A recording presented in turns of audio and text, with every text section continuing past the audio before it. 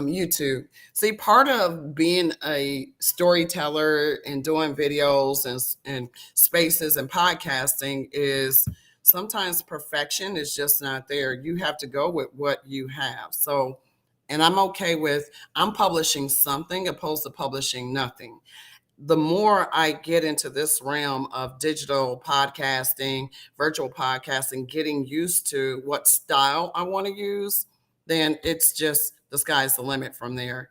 So again, I am Yaeunda, the founder and CEO of Everything Metaverses, and I'm so glad that you all get an opportunity to see who we are. I am Yaeunda, and we're here in Twitter live. So if you want to join us, come on over to Twitter and join the geniuses in the Genius Room who are absolutely amazing. So the first thing I'm going to take y'all through today, geniuses, is going to be, boom, my baby right here. Vidyard. It's just something about this Vidyard that I am an affiliate. So I'm an affiliate marketer for Vidyard, have been doing animation storytelling since January 2022. I came into the Metaverses Web3 blockchain as a 4K AI bot person. So I needed to understand what bots could do as a non-techie tech. So oftentimes, because technology, it can intimidate me. Because it can intimidate me, I'm like, okay, I need things such as no code or low code. Okay, no code, low code. Okay, because my mind can see how I want the continuity to go, but I can't build it from the language. So from that, I said there has to be a way for me to be able to connect with my target audience. Now you'll see my personal account, and again, I'm gonna share with you all. I'm gonna share with you all some videos and content and how we're going to actually do a live creation of something. So I want to give somebody an opportunity to create a live video for them, right? But before, I always think with the end in mind. So I need rooms. I need rooms so I can connect with my target audience and bring them in so that they can take in content. So these are rooms. I have 3 rooms that I can create from here. And what it does, it allows for if I'm doing any live training or anything like that, I'm able to immerse and have people come into this platform and be able to take in their content. I can token gate this as well. Token gating is making this private. So that means when you set up an event, you make the event private, you create a pay through Stripe, a pay link, a fiat, whatever you decide, and then it attaches to this room. When you attach it to this room, it makes it seamless. If people want to do mindset, motivation, business opportunities, the pay link is already paid. They're automatically added to this particular room here, right? So storytelling. So you have themes here, but what's really cool here as an affiliate is I get to build my stories. So my templates. So oftentimes people are like, and this is why you use video, why you use this for storytelling. So I'm doing cold prospecting, right? So who thought you could use video to sell your brand, to sell your service, and to connect with your already target audience? So I've showed you all this process, this video before. In the past, I've coached from it. So if you're looking for cold prospecting and introductions, if you're looking for prospecting or follow-ups, or if you're looking for deal progressions, these are some examples of templates you can create. And now you have a sales department, right? You have an automatic sales department. So next you can create your own templates as well. I want to take y'all back over to actions. I believe this is where my actions are. So now I want to take you back to my video. So we're about to create a new, and we can either upload a video or we can record a video. If you record the video, you can now decide if you're going to do a screen share, if you're going to do a screen cam, or you're going to do a camera. I'm showing you the tools in order to help you accomplish your podcast. So I'm not going to record yet, but this is cool. So no, I don't want to get in there. So I'm gonna get out of there. So next I want to take y'all to, let me see if this is my sales feed. It takes me a minute just kind of navigating through these to show you to create that piece where, oh no, that's it. So this is all about creating your video library and being able to connect. So if you see, as an example, this one, I belong to a team. So in the previous video, and I'm able to give my team updates and then video show everybody on the team what we've been working on. And then I'm done with my report for the week. And that's what I do for discussing weekly updates. The next piece I want to take y'all to, and I want to share with y'all, is Pictory. Boom. I'm an affiliate marketer for Pictory. So what you'll notice is that I started using Pictory last year sometimes, and I have a couple different accounts. So my projects, so I can create my projects. Now, check this out. I'm going to bless somebody today with the following. We're going to create, this is as simple as it is, you all. So I'm going to give you this link from an affiliate. You're able to see, manage your dashboards, how much money revenue you have coming in, etc. Check this out. Like, what content would you like to repurpose into videos? So now we're going to take your text and we're going to script to video, or we're going to take your website and we're going to create a video off of the website, or we're going to edit the text. So I just want to bless somebody and create a video for somebody off of their website. Any takers in that? Can I suggest Yaeunda that, like, I want to make a video for India's moon landing? Can we do that? Okay, so you want to do India's moon landing. Okay.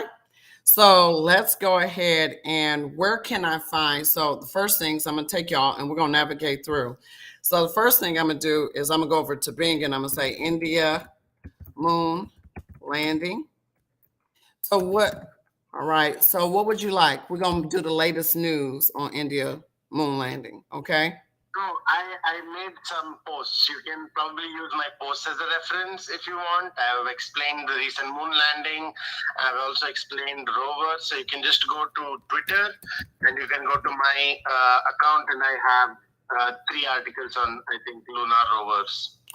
So I am going to Phantom. And Phantom said, use what I have, Yaeunda, and let's check out what I did. Okay, so we are looking at Phantom's profile, who is a value member of the Genius Room. And what article would you like for me to use? Yeah, if you can go to the highlights, you can find the articles. I've also pinned them up, but I don't know if you can see the Jumbotron right now. So, yeah, I think you saw one of them. Yeah, just go a little up. You found the evolution of lunar rovers. You just missed it. Or you can just go to the highlights.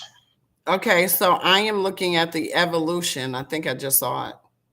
So, yeah. Yep, I got it right here. So now I'm about to take this and I'm about to take this. Okay, let's see what else you got here. You want me to take all the steps? You can use how much ever you want. Like, this is just a framework I wanted to give you because, you you wanted a story, you wanted like a video. So I was just giving you a framework, easy to go for. That's fine. Thank you very much for that. So doing live demonstrations is, I think, valuable because you're able to see how things are integrated and how they can work for you. So we're going to start with typing a script. So I'm going to proceed here. So I am going to take a couple different things and I'm going to do a control copy, a control V and paste. So I'm going back over to this screen and you'll notice I'm going back to Twitter and I'm headed and I'm ripping and I'm grabbing what Phantom has written, right? So I'm grabbing it really quick and it's just amazing to see this process. And I'm like, I have to show the geniuses. And why I have to show the geniuses is because it allows for our lives to be simpler. So I want to keep it in there. And there's 705 characters. I asked it to use spell check. Okay, so what's the name of the video? We're gonna call it India moon landing. We will call it Chandra Yaeunda. Who? So the mission is called Chandrayaan, and we can call it Chandra Yaeunda, so that it's your video. Oh, look at that. I think I did it. Did I spell Chandra right or wrong? Yeah, Chandra, correct. And then you can put Yaeunda. Yeah, that works. Chandra Yaeunda. Okay. That's great. All right, cool. So as you see, this is probably being able to engage in live conversation and talk through demonstration engages your audience in what you are creating, right? So just want to make sure I didn't miss anything there. So we're just going to take what we have now on this screen and we're going to say proceed. So in the proceed, it's asking me, okay, Yaeunda, we have some, what do you want to do now? Oh my. So what kind of video would you like to create for Chandra Yaeunda? Would you like to create a real estate?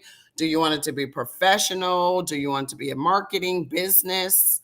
So again, how do you want to tell this? You want to do habits? Lunar real estate. Let's do that. Lunar real estate. Okay. Chandra Yaeunda. All right, and then it asks us to choose our aspect ratio. Ratio? Do you want to do a square? Do you want to do?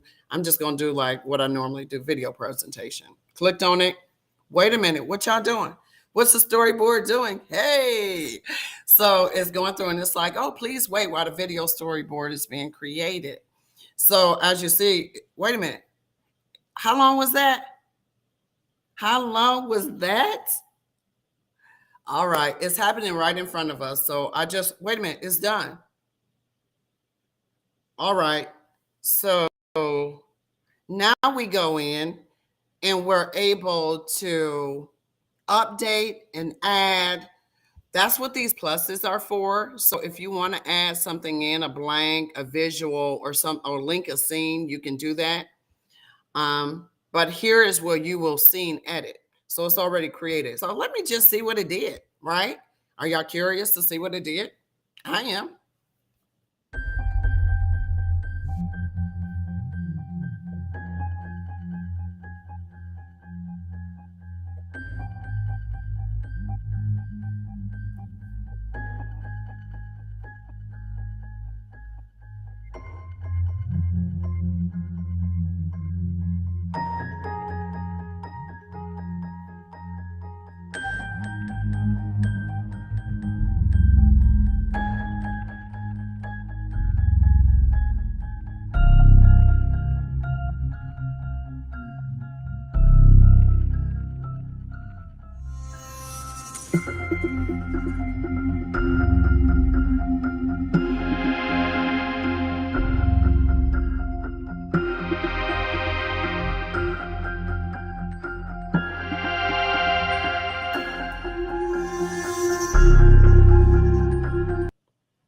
All right. Okay, everybody. What y'all think?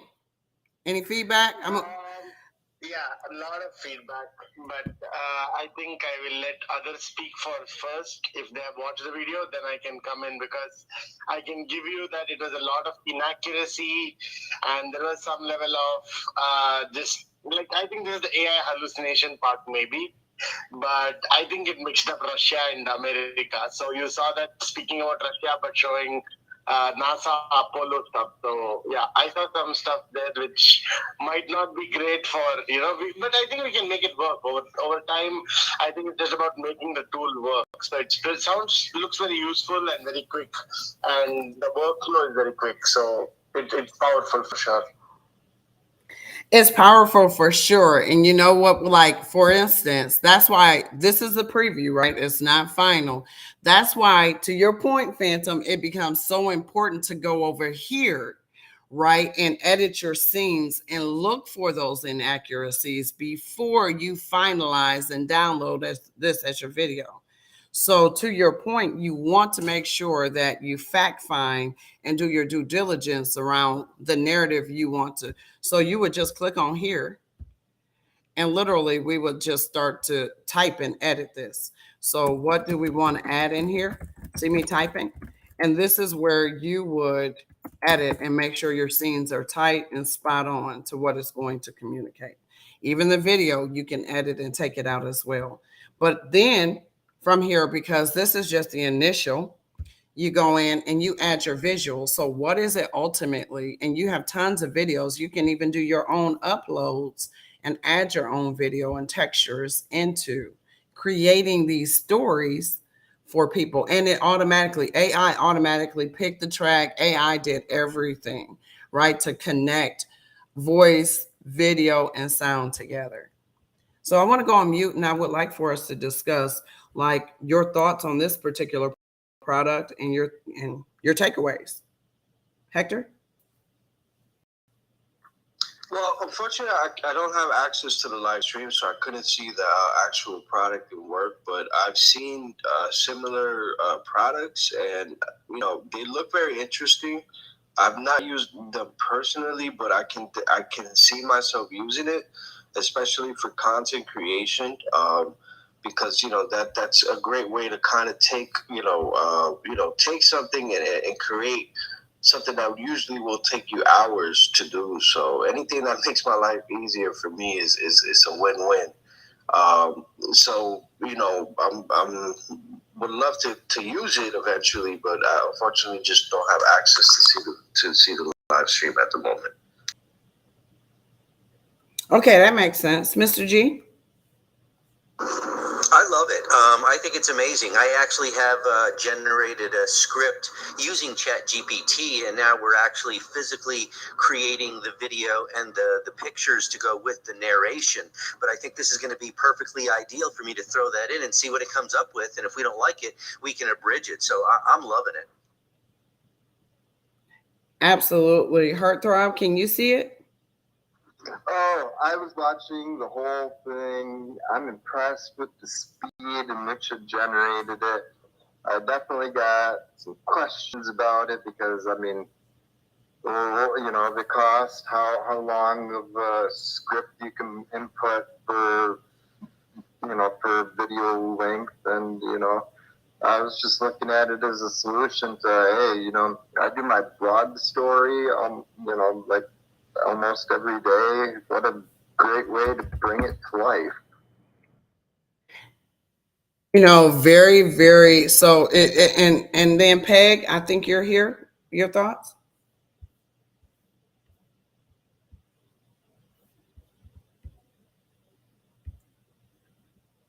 I think Peg is not a speaker, Yaeunda. She's in the listener right now. Oh, okay. All right. Raji. Hi, Raji. What you think?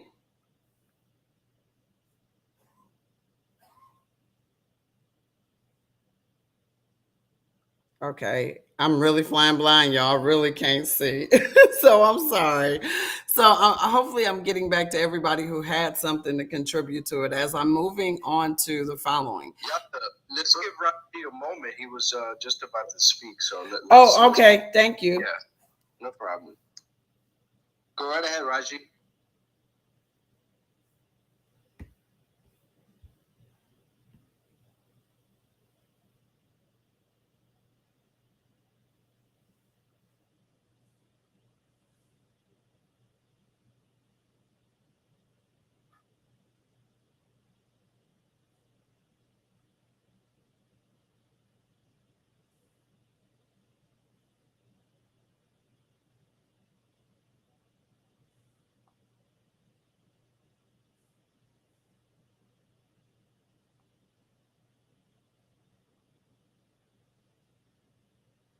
Thank you, Raji. Raji was just saying that he was watching the video and he was really, really impressed by it. It looks amazing. And so, yeah, he just wanted to make sure that you were able to hear him, unfortunately, since you're unable to. Yeah, I went ahead and I logged off and I logged back on. And so now I can see everybody in the room. So thank y'all for y'all patience. It's like flying solo. You got to trust your gut. Peg? Yes, I saw everything. I was also somehow muted. I was in the space and they got something against me. No. But it was great. I loved it. Even with the inaccuracies, it was really great. Loved it, the speed that it worked at, and I'd like to fool around with it too. Absolutely, absolutely. So Heartthrob's like, wait a minute, I got questions. I'm like, yeah, anything I show you is going to be free, Heartthrob. Anything I show you is going to be free. So at least you can go in and you can start with the free account, get used to it. And then when you're ready to take it to an enterprise, you can take it to an enterprise. So you can build out, like, you can build out your rooms, you can build out your platform with video. And they hold it for you. You can download your videos. So a lot of times, I have 2 platforms that I need to record on somebody else's platform, download it to my devices, and then take it over to these other platforms. I know it's a little bit. So if y'all have, similar ways that you all connect your videos, then I'm open to hearing that. I'm glad that Phantom was here and gave us the topic to work on, because guess what? This is kind of the unintentional. This is what AI could do. So I could have put this out there and you would have thought this was factual had I not showed you scene by scene where you want to go in and edit and make sure your content is spot on. Go ahead, Phantom. Yeah, Yaeunda. I mean, at the end of the day, I wanted to kind of work on optimal workflow. I was using this other tool called Capwing, and I had gotten some sort of free generative AI time on that. I think it was maybe 3 videos I could upload or download, something like that. So these AI tools, which give totally for free, my question becomes, what is the ownership, the terms of service? Some of those things are definitely in my question, because I might be putting my business stuff here, right? And now in the learning and the training of the AI for all of these ideas, I have to be careful in not putting some of my sensitive information here, because, I'm in the aerospace industry. So yeah, I was just thinking that, just because I was like, I can put all the interesting advanced scientific stuff and make videos. But then, yeah, I don't know. I'm still considering what happens with the generative AI model when it learns with this advantageous new information that may not be trained on, but the prompt is giving it.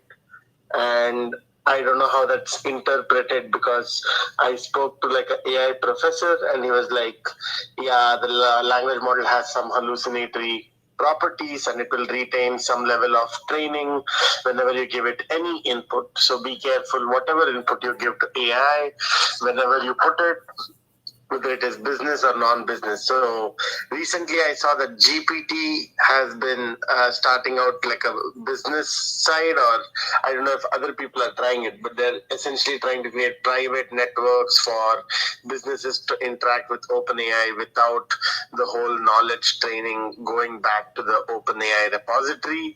But that remains a big question, I still don't know how it will play out with the AI models themselves, whether we like it or not, But yeah, I think the video was very powerful. The platform is good. I've actually started making a video already while we were talking. So thank you for this. I will test it out. I will get back to you with the feedback. And I just mentioned the inaccuracy just because it was just for the AI, right? It was just immediately it showed Russian lung code and it was showing the NASA right there. And to me, it was that disconnect between the subtitles and the video. And I was like, did the AI not recognize it, or who chose the video? Then I realized that you just let everything happen so quickly that sometimes, you have to go through iterations. So we call this rapid prototyping. And I think we can do this rapid prototyping and get to products in a more agile manner quicker. So that's ultimately my hope with any AI and automated workflow. So yeah, with that I yield. Thank you. Yeah, see, I love how you're able to put a physical name to exactly what's taking place, right? So that's the genius. This is iron sharpening. So like for me, you just taught me something. So guess what you just did? I'm feeling happy inside because that's what it releases. So and I mean that in all sincerity. So thank you so much for that. I also would be remiss if I didn't take y'all into, and when I talk about affiliate marketing, right? Part of my digital marketing, part of one of my revenue streams is I sell other people's products. So from a video storytelling spaces, I'm connecting with you, telling you how I make my bread, right? How I make my money, how I'm able to provide for my family. I support brands and their products. So because of that, that's called affiliate marketing. Affiliate marketing, you have a dashboard. You have dashboard details, referrals, rewards, sub affiliates, payouts, the assets, how many referrals, how many clicks on it, how many customers, how many unpaid earnings.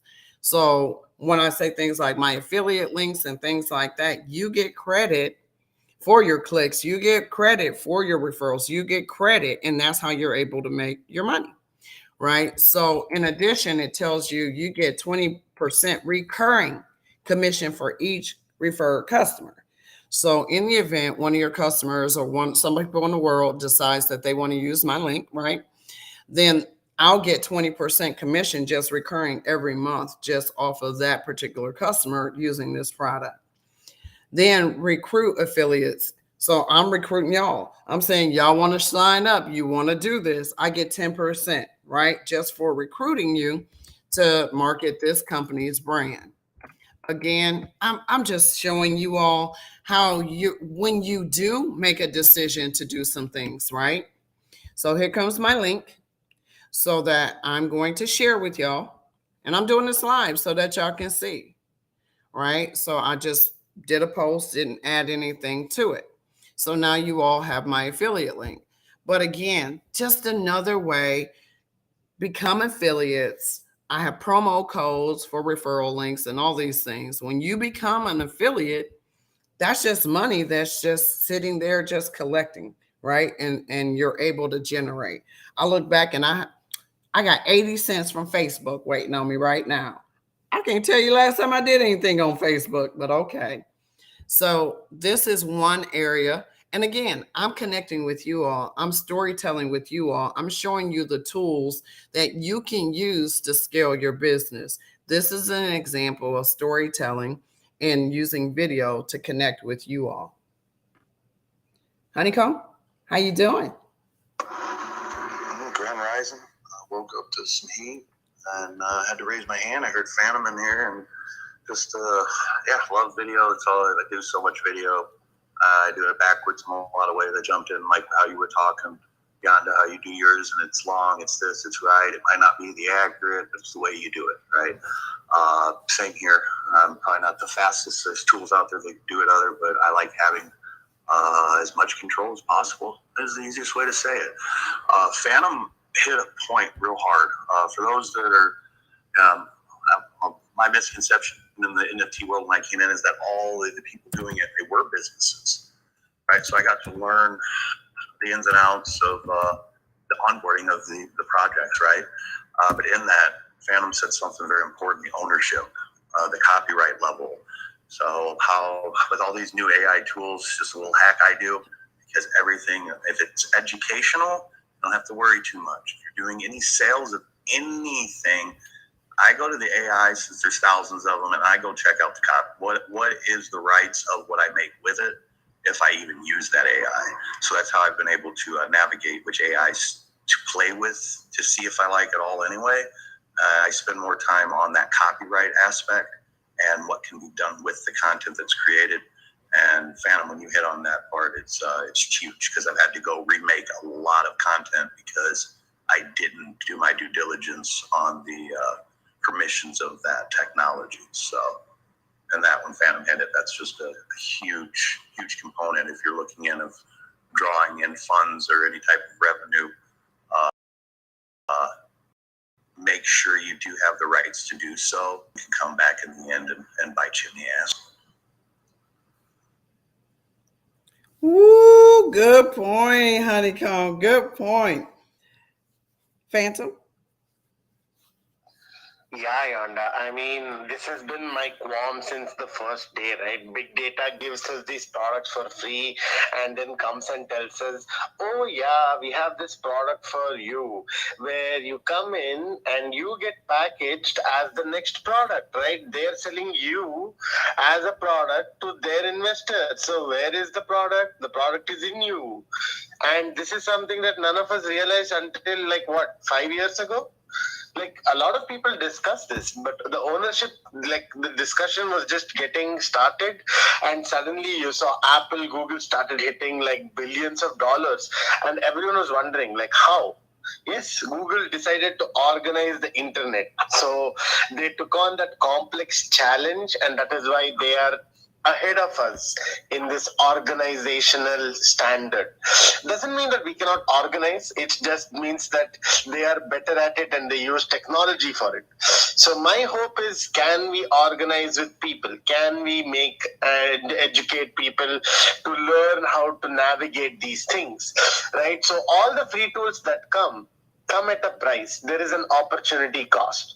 And can you gain enough value out of that opportunity that you basically profited from that cost, right? So maybe you put that sales like video, but the idea is that if you got that sale, you made that business that you would not have, right?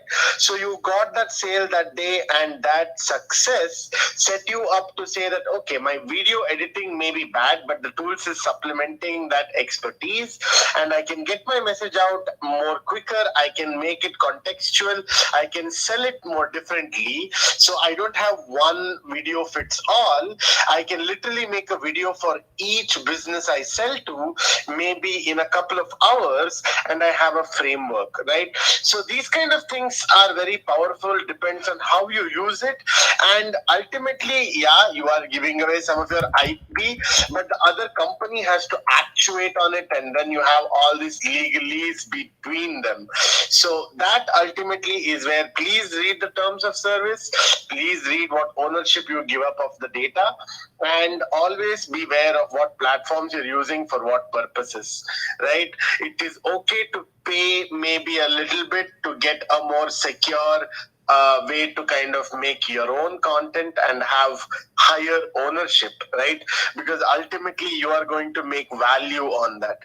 And this is what companies already realize, and they have accrued value to sustain themselves. So what we have to learn is that we have to start giving each of us the same value and help each of us sustain the way these companies figure out how to sustain themselves in markets. You bring an interesting perspective, right, to how we need to form, right, and inclusion, and it's already models out there that can be replicated. And free may not be free, depending upon the terms and conditions. And so, because free may not be free, then how do you scale, or what's your strategy? So you should have a strategy whenever you decide to use anybody's software, platform, hardware, right? I always like to hit something twice with one thought, if that makes sense. If I can hit it 3 times and look at, or 4 times where there's opportunity 4 different ways, so be it, right? So from a strategies perspective, if I'm a video, I am an influencer in social media. I accepted that role as an influencer in social media on products and service. Do I know all of the products and service with efficiency? I don't. But one thing, I needed affiliate marketing to be a lane within my brand, right? So that I can generate passive income. So that's one thing. The second thing is, when I generate that passive income, I'm driving traffic to their particular product. If I'm driving to their product, then we have ourselves a partnership. So if I'm paying for that partnership, then I'm looking in the end for sponsorship. So I put money into your platform. I want money out your platform from a partnership standpoint, right? So then that creates another area of opportunity. So I want to build with them because I think their product is needed for individuals who are non-techie tech. So this is a non-techie tech product that I am recommending to people to start and try, but understand when you do know the rules of engagement before you ever go into the software. Do you own your content? Who are they going to report that content to? Where's your privacy? I'm with you, Phantom. Blue to black. Yeah, no, you said so many good things there. I needed to jump in before I lose my train of thought. What I'm doing kind of encapsulates what you're saying there. So I become an affiliate for the artist that I promote. So I collaborate with an artist in terms of producing the voice of the underground, but then that artist also becomes the priority of Blue to Black to grow that person's presence, that person's exposure, and not only for that one art, but for all the art that's to follow. So really becoming an affiliate for his posts, his presence, and kind of building that kind of background ghosting in terms of building the presence. But all of this is kind of also geared towards promoting the website, which is unique because it doesn't fall part of a marketplace. So the website you mint directly on the website. So it's straight to consumer, and that makes it possible for me to cross market the website instead of OpenSea. So the next avenue here is to have the mentality of building somewhere for the rest of the world. So you can't build everywhere. You have to have the mentality of, for instance, I build on Twitter and I promote to the rest of the world. I use all different types of marketplaces to get that done. But then once again, you have to ask yourself, like, what is the benefit and what is the capabilities of that platform that you're dealing with, and how can you use that with the end goal of monetization? So when it comes to YouTube, for instance, I was capable of setting up a team so that I can have that brand copyright, but still have it being uploaded from somewhere else. So how I go about is I create a YouTube video, but then I also create the recorded space that then gets turned into a video, and that gets uploaded onto YouTube for, remixing. For the purpose there is, once again, for the artist to use that as an avenue of having an interview recorded on them, and then being capable of dragging that raw material out and remixing it for their own purpose. But then that YouTube link I can then also distribute on all other platforms. So once again, then YouTube becomes the primary kind of video function for what it is. And if you go on to, other platforms like Reddit, for instance, that is more kind of now geared towards educational content in terms of writing. So writing is another avenue that is being tapped into the future here. So my understanding of, readable NFTs and these type of things needs to go up, and therefore I'm got it started designing type of elements that can be used as NFTs in terms of readable NFTs, inputting educational content out there, but still having that monetization and that authenticity about it. So monetization is always, the key part when you kind of look at another platform. Don't just look at it in terms of monetization, but also know that your reach is limited to what you're paying. So every platform has an algorithm against you, basically preventing you from having a reach unless you pay to open it up. So you pay for your reach.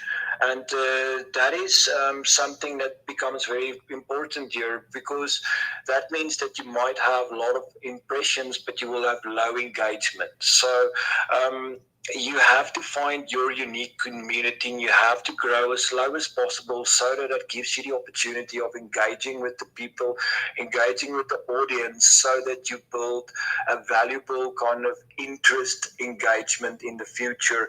And that is why organic slow growth is just so important. It means that you understand from the get-go who is your target audience. Every follower or every member or everybody is a potential customer. So you have to shift your mindset sometimes to how do you talk to the consumer instead of talking to the client as the client. Thank you. Ooh, blue to black. And you know what? I'm not surprised. You always come in here dropping that alpha. I'm so honored to have you on the stage again. Cause you boom, bam, and boom.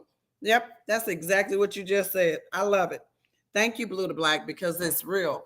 You just gave everybody a roadmap to success and a roadmap to supporting others, a roadmap to accomplishing, but it's a slow, steady. I know I make some people mad, right? To your point, Blue to Black, because some folks we need to go now. We need to push. And I'm like, listen, it's about the community, right? You feel when the community is ready. You feel, like the community tell you, we ready. We ready. We got 20 geniuses that's ready. Iron sharpens iron. We've all decided that we're moving in a direction. Now it's a matter of supporting that direction that we're headed in. We have a meeting tomorrow at 3 p.m. Eastern Standard Time. That's going to be our standard meeting time for geniuses to pop in and to talk with us about what they are wanting to do and to build out their area. So thank you, Blue to Black, for that, because that really does mean a lot. And I just want to reset the room in the bottom right-hand corner. Y'all just want to tweet it out? Just make a comment. That's fine. Blue to Black, I've been looking at these analytics, and you're right. Do you suffer engagement for impressions? Wow. Good point. Phantom?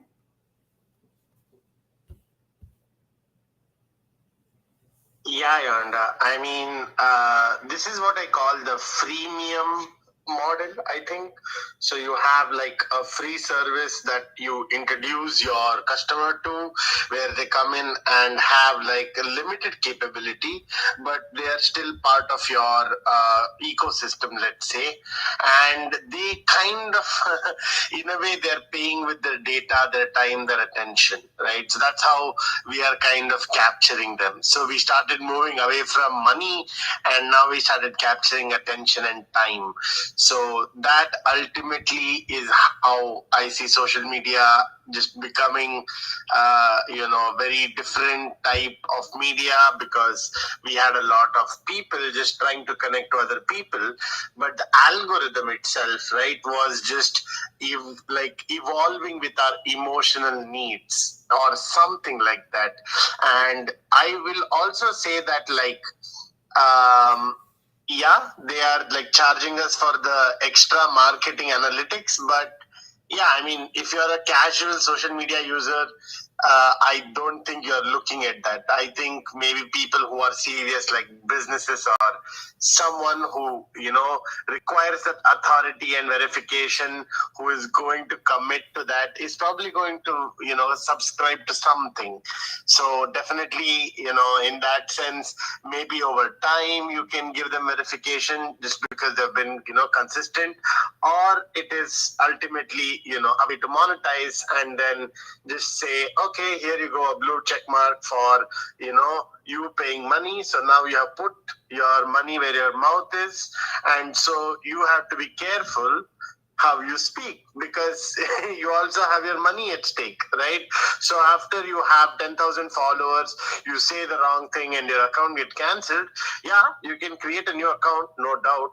But clearly there is that whole situation where you have to manage that, and the platform definitely doesn't want to give you that platform where you become a very high ranking individual and then you bring a bad publicity to the platform. So these kind of things are things we realize when we become the platforms ourselves, right?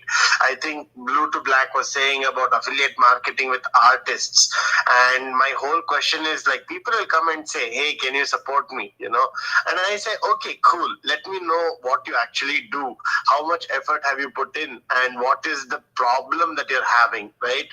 Is the problem within my domain to solve?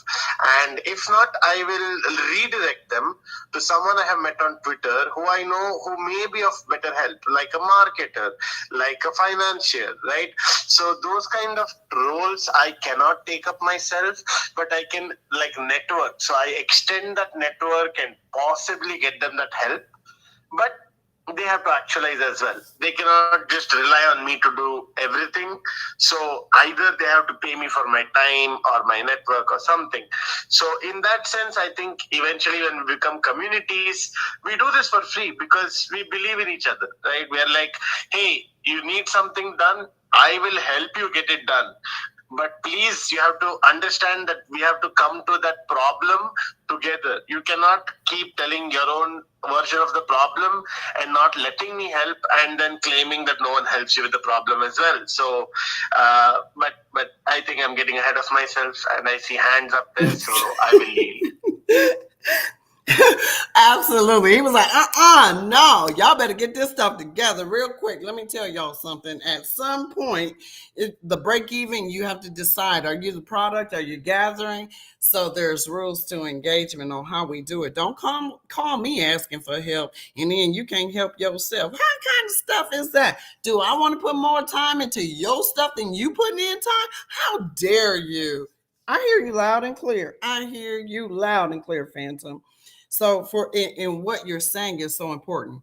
So are you looking at time?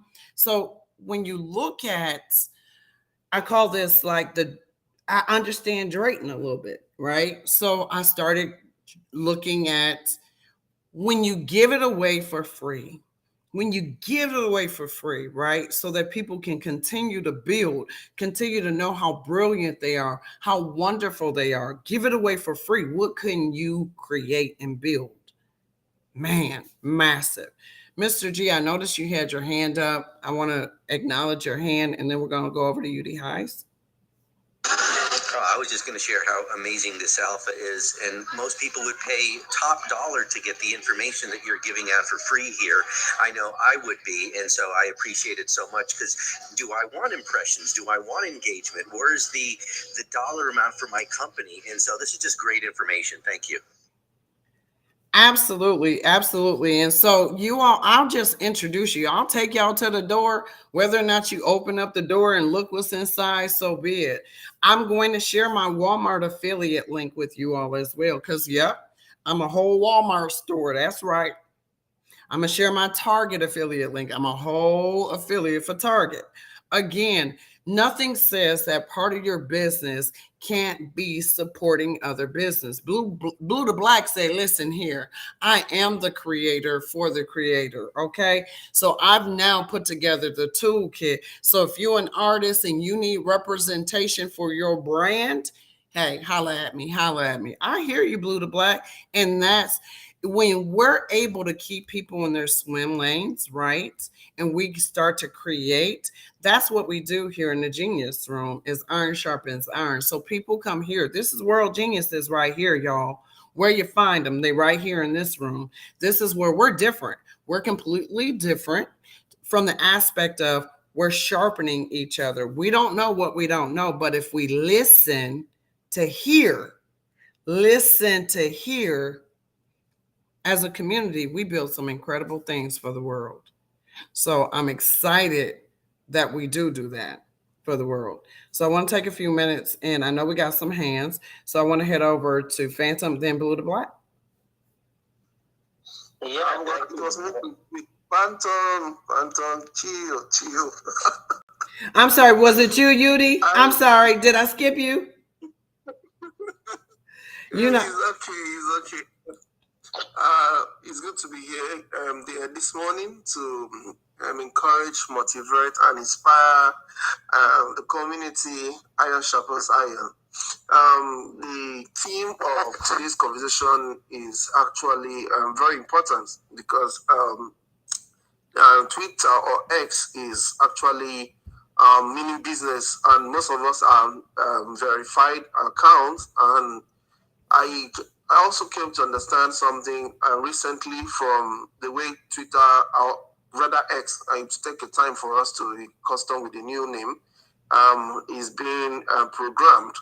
You see, I made a tweet, and the same tweet, I also made a video on that same content. I came to also find out that my content on video had more reach, more impression than actually the tweets. So you come to find out that when you make content with video, or you make a story telling using video, animation, or just whatsoever with video, there is the way algorithm pushes your content to many persons around the world. It doesn't necessarily be your followers, because you might be limited with 5,000 followers or 10,000 followers, but your impression on that video content can get up to 10,000, 15,000 views. And this is what is counting for you to get ad revenue right now. So your video storytelling can actually reach a lot of person than your tweets. And also, I am not also a proponent of making some persons pay to get some services, because when things are free, people don't value them. Okay, it doesn't necessarily be that it must be very expensive. Even if someone has to pay $2 or $5 to join the community to get information or get alphas, these are actually very important. But when you give free things, people don't value them. They think it's not worth it. But when they pay, even if it is a penny, of course, value is being attached to it. So if you are a content creator, if you are building here, it is also important to connect to like minds, people who are actually serious with their life here. Because if you're coming to Twitter to come and joke, then you're not serious here. But if you're coming here to connect, build, and actually make sense here, you need to connect with like minds, with persons who are also building with you, and also be able to expand your outreach to the world. So these are my views on the theme of today's conversation. Yudi, did you just drop some alpha? Yes, you did. I'm going to align with what you just said, because it's passionate.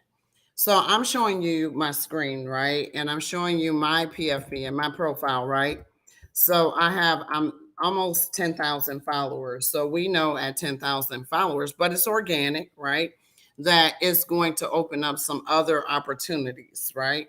So I have a community here that I'm onboarding virtual assistants right now, so that because everybody has an account that has to be managed to the point Blue to Black was talking about.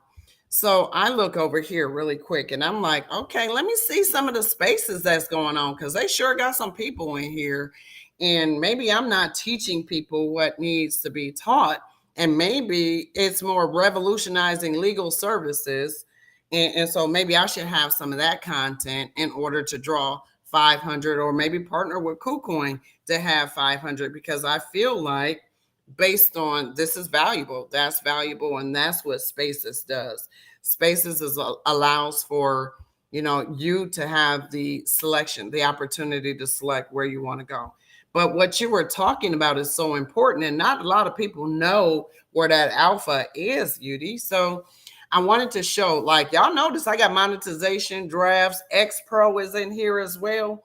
Yeah, X Pro is a whole nother something, right, to take you into. So when I start to look at my premium, I can start going into my analytics. Remember, I pay for Blue. I've already paid. So I normally do annual. So you'll see all my analytics are red. Well, it's no surprise, because I know yesterday was packed with in real life opportunities that had to get taken care of. So I didn't perform like I needed to yesterday, knowing that the business demands are necessary, they're picking up. So I'm like, okay, but what you were saying in your creator studio, not a lot of people know that Twitter has your creator studio or even your media studio. So when you go into your media studio, I'll be darned, look at here. Wow. You're able to see all my videos. This is the last year that I put content into. Yeah, okay. But no, let's go in. Forget it. You gotta click into the details. If you're gonna be about this and connect through storytelling and video, you already have your media here. But what you doing with this? Man, 60 views on that particular completion rate, 0, average 5.8 seconds. That's the analytics on it, right? But what's my settings on it? I have 0 settings on this. Hold on, let me share this with y'all for a second. Sorry, I got all excited.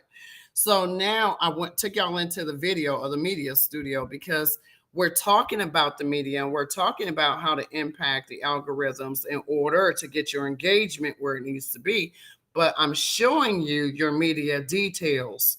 So when you go into your media details and I go in the setting, you mean I don't have a title? You mean to tell me I don't have a description inside of here with at least 200 characters? You mean to tell me I haven't attached a call to action to that video and I can do that? Wait a minute, Yaeunda. What are you showing me? What about my subtitles? Just go into this. I don't have a subtitle. I didn't even select a language yet. Wait a minute, sharing. You got more work to do. I can send this to individual like, hey, I noticed you was looking at this video. I want to spend a little more time helping to explain my perspective on this whole piece. Again, it was just a tweet. Y'all, it was just a tweet that I sent out. 6 retweets, 10 hearts on it, more analytics on it. Let me look at it and see what it's going to give me now. Oh, here's my more. Because this is levels to this, right? I ain't done with y'all yet. I'm not done with y'all. When I say I'm going to teach you how to leverage video, I'm going to teach you how to leverage video, okay? And take you into the meat and potatoes of it, right? So your video, what are you doing with it? Completion rate, 0, average time, what? 5.8 seconds. Dang, I knew. My kids looked at that video and said, we ain't even about to do that one, mama. That video ain't going to do nothing. Forget y'all. I'm going to see what it does, right? Now, did I add marketing dollars and promote this video, or did I do it organic? Organically, it showed me what it did on the 19th. It showed me what it did on the 21st. It's showing me what it's doing on the 22nd. But the value is that this lives forever. I'm quiet now. Whew. I had to dig into that for a minute, Hector. What you think, Hector? No, this is all great stuff. I mean, I'm just sitting back, just like excited about what you're talking about. You know, we have to all realize that content creation is the new economy, right? This is a way for you to be able to monetize off of your genius, right? So having these types of tools are very valuable. And, especially with the video creation, I really loved how we were talking about, the usage part of it, because that's also very important, right? To understand that you need to read the terms and conditions to know exactly what you're able to do with the content that you created. Because, like I said, just because it's free, it doesn't mean it's yours, right? And so that was really, really important part. But no, the content creation, the conversation, I mean, if you are looking at X as a means to, earn, maybe a little bit aside, maybe you want to make it a full-time career, you have to know how to utilize these tools. And I think people respond more to visuals than they do audio, right? So having this type of tool available at your disposal is, is necessary.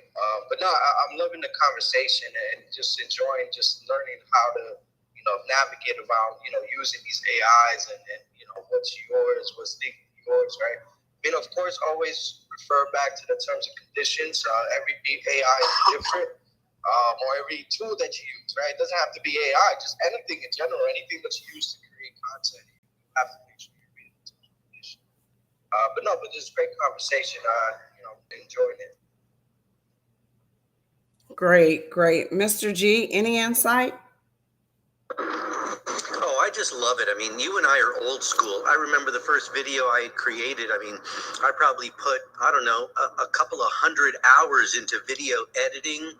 And now with this new technology, I mean, as an educator, I had always wished that I had recorded a lot of the content that I had created, but nowadays looking back, nobody was going to learn Microsoft Office 2003 or the old ones now because I teach technology. So it does need to stay relevant, but your fact of being able to put something on there that's technically immutable, but lasts, a legacy, that's what I'm looking for, because I want to create content that's going to stay there and continue to teach after I'm gone. So I think it's amazing. Excellent, excellent. Heartthrob, what do you think?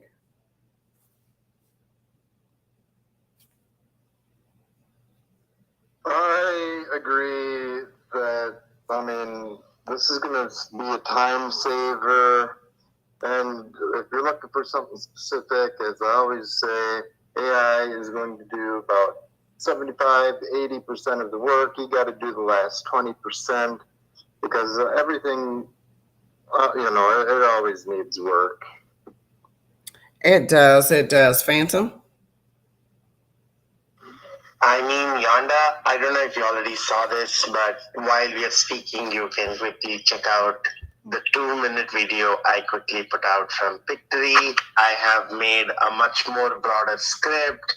The only problem I probably found when I uploaded it finally is that some of the text is moving too fast. But I think it's an iteration, right? Like I literally made it in like 10 minutes along with you. Like you were talking and you were showing and I was like, okay, if like Yaeunda could do it, that means that I can like take more control. And I had to edit maybe like a few scenes out, a little bit of the subtitles.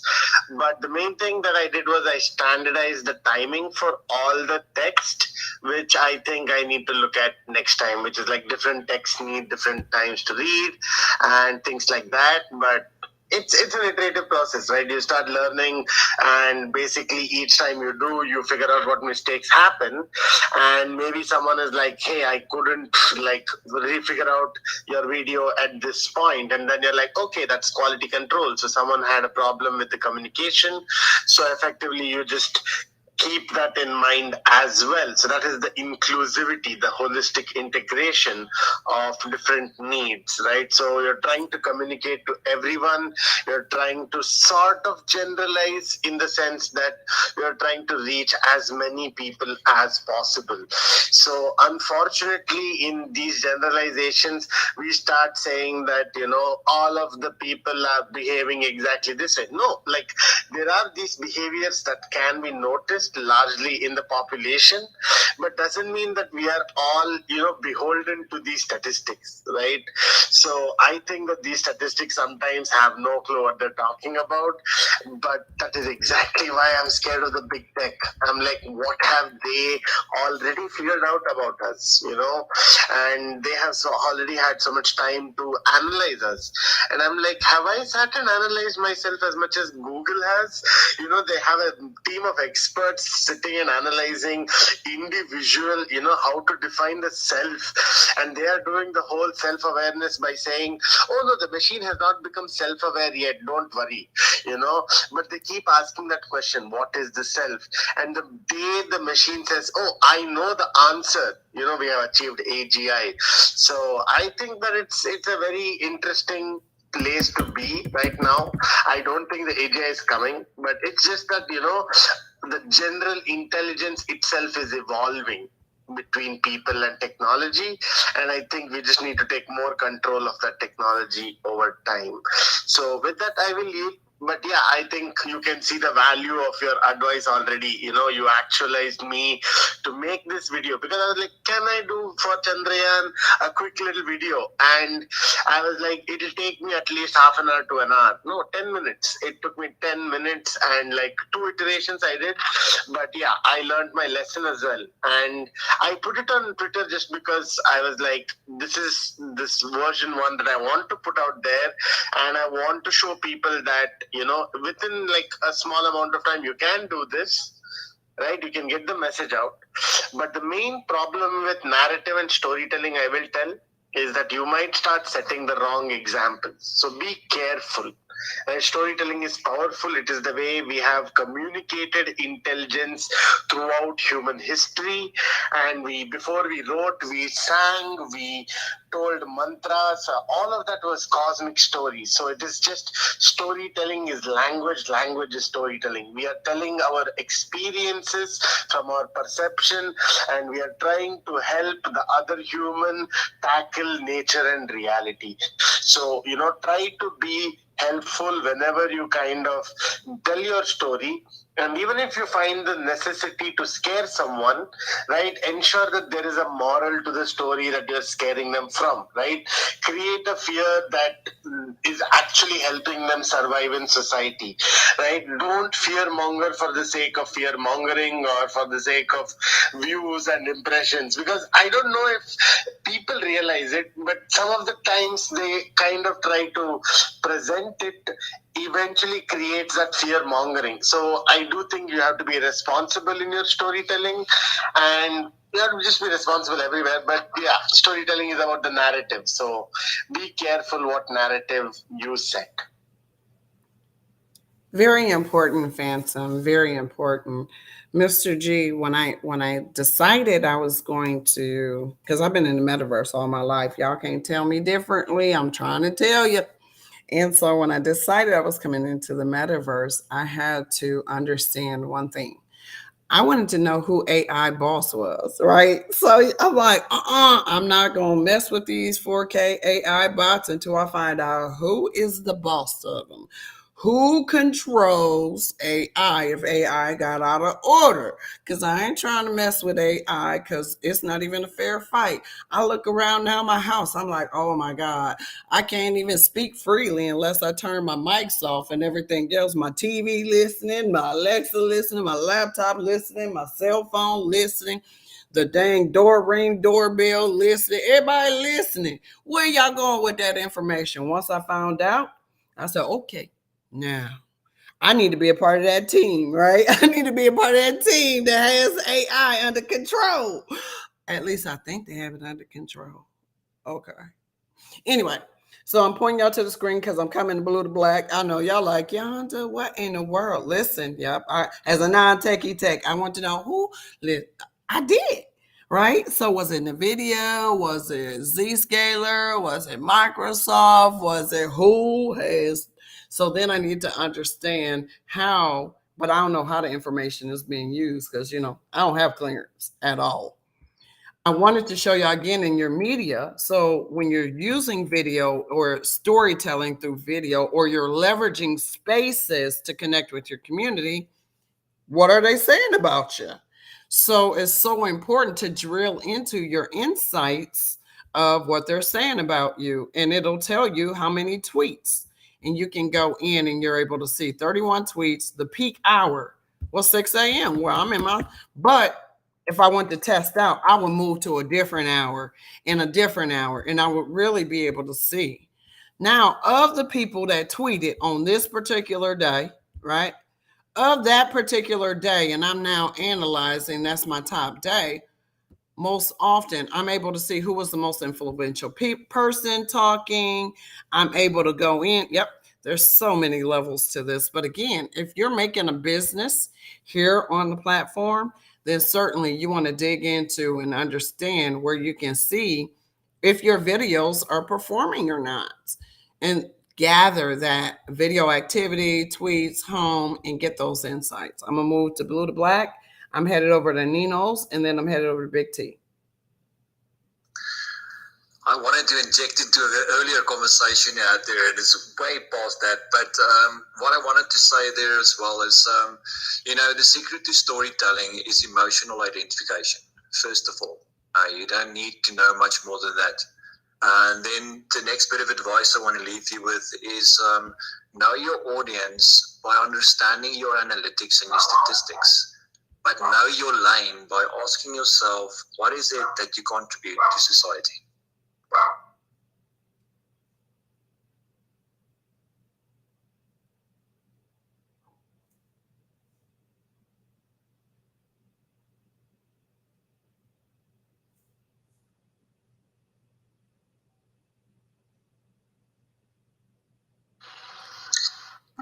Is anyone there? That was powerful, Blue to Black. You gave us a recipe for success. It really is about you can connect with emotional intelligence, right? So when you are authentically connecting with your community, authentically, right? So the storytelling of what you're going through, what's happening, what you're seeing, the indicators.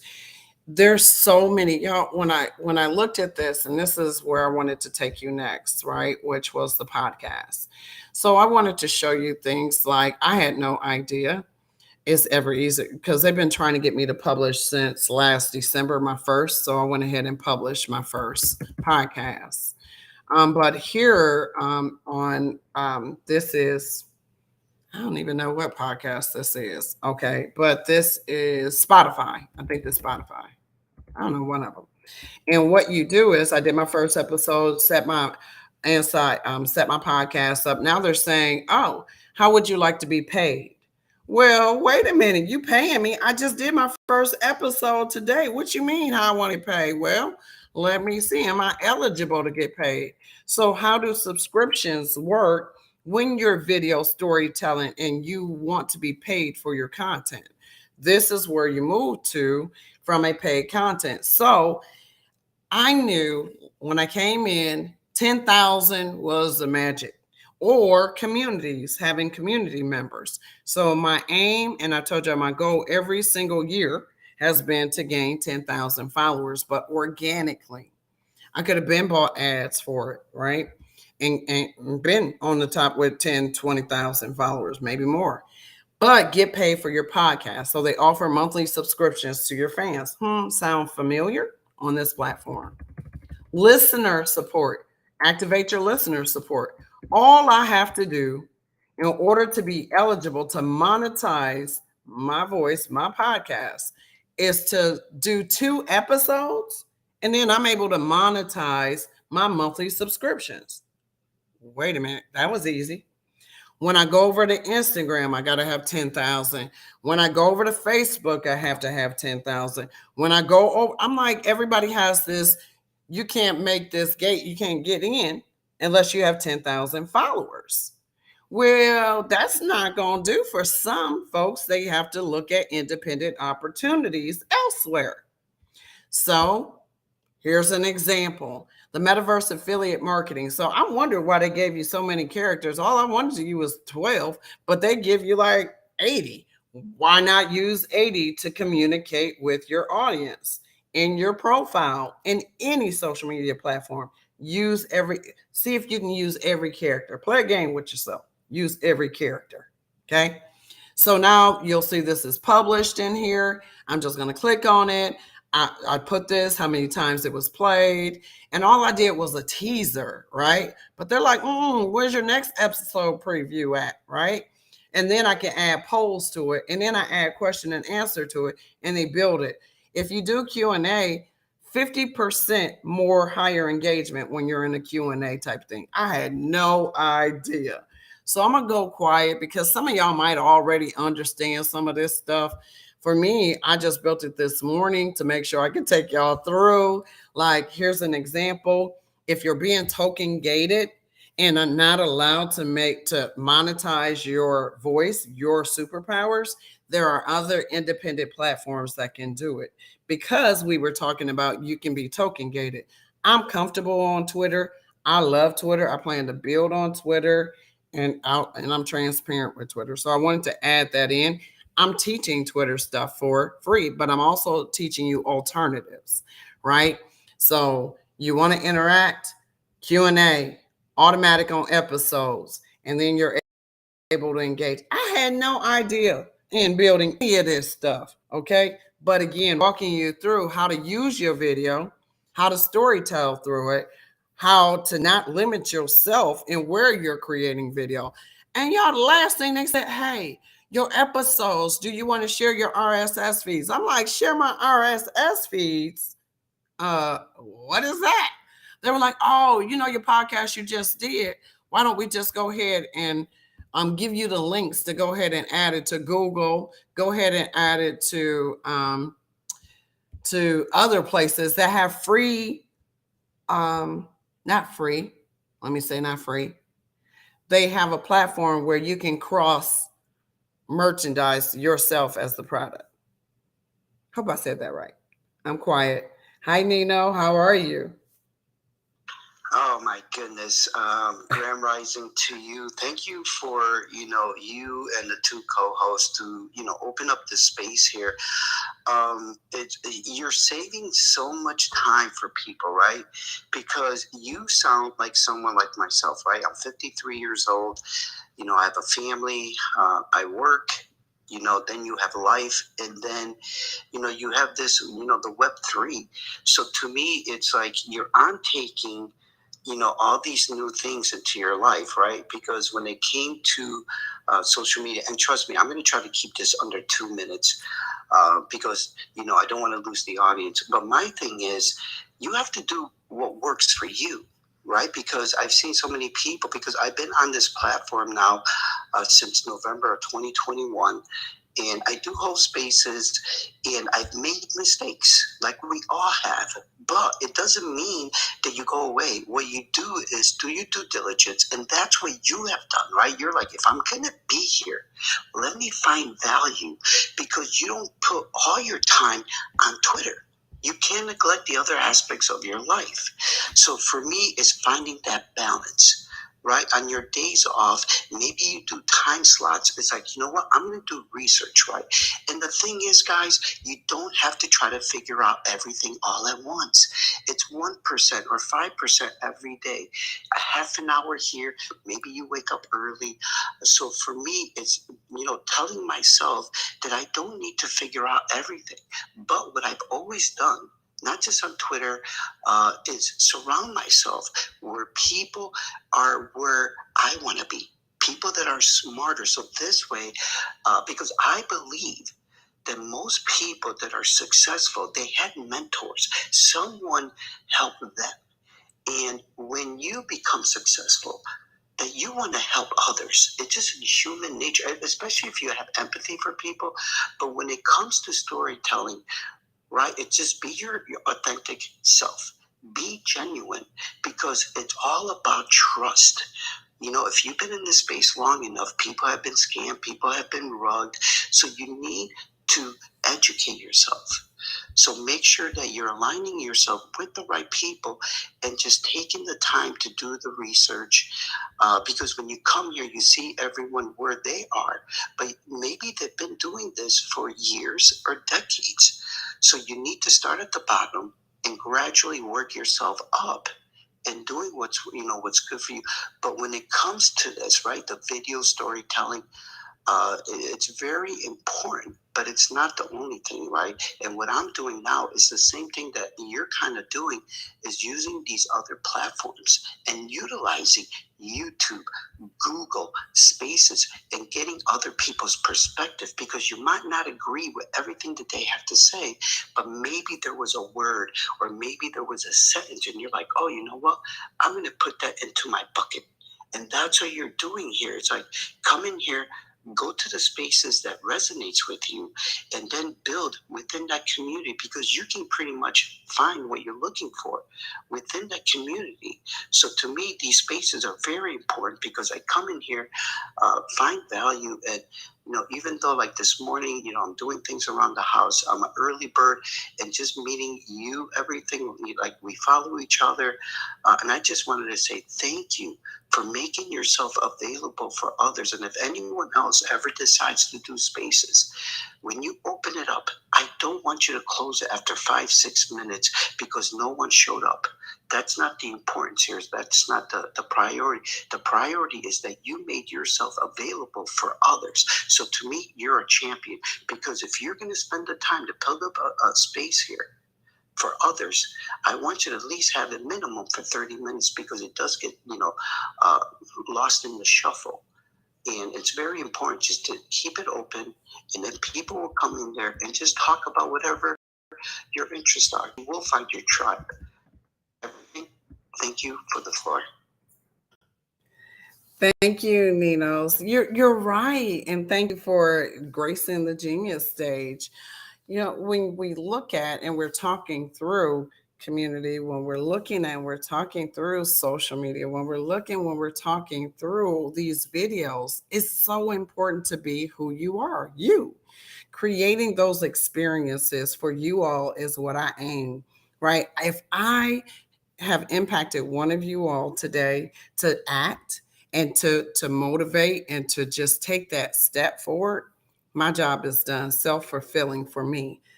For me, this journey has found me. It found me because all I did was come on here and start talking to myself because I just thought it was just me. So if it's just me, let me talk to myself and let y'all know what I saw today and as an indicator. And then all of a sudden, you geniuses arrive. And I'm so glad that we're iron sharpening iron today. I'm glad that we're consistent and have been consistent for over a year and a half.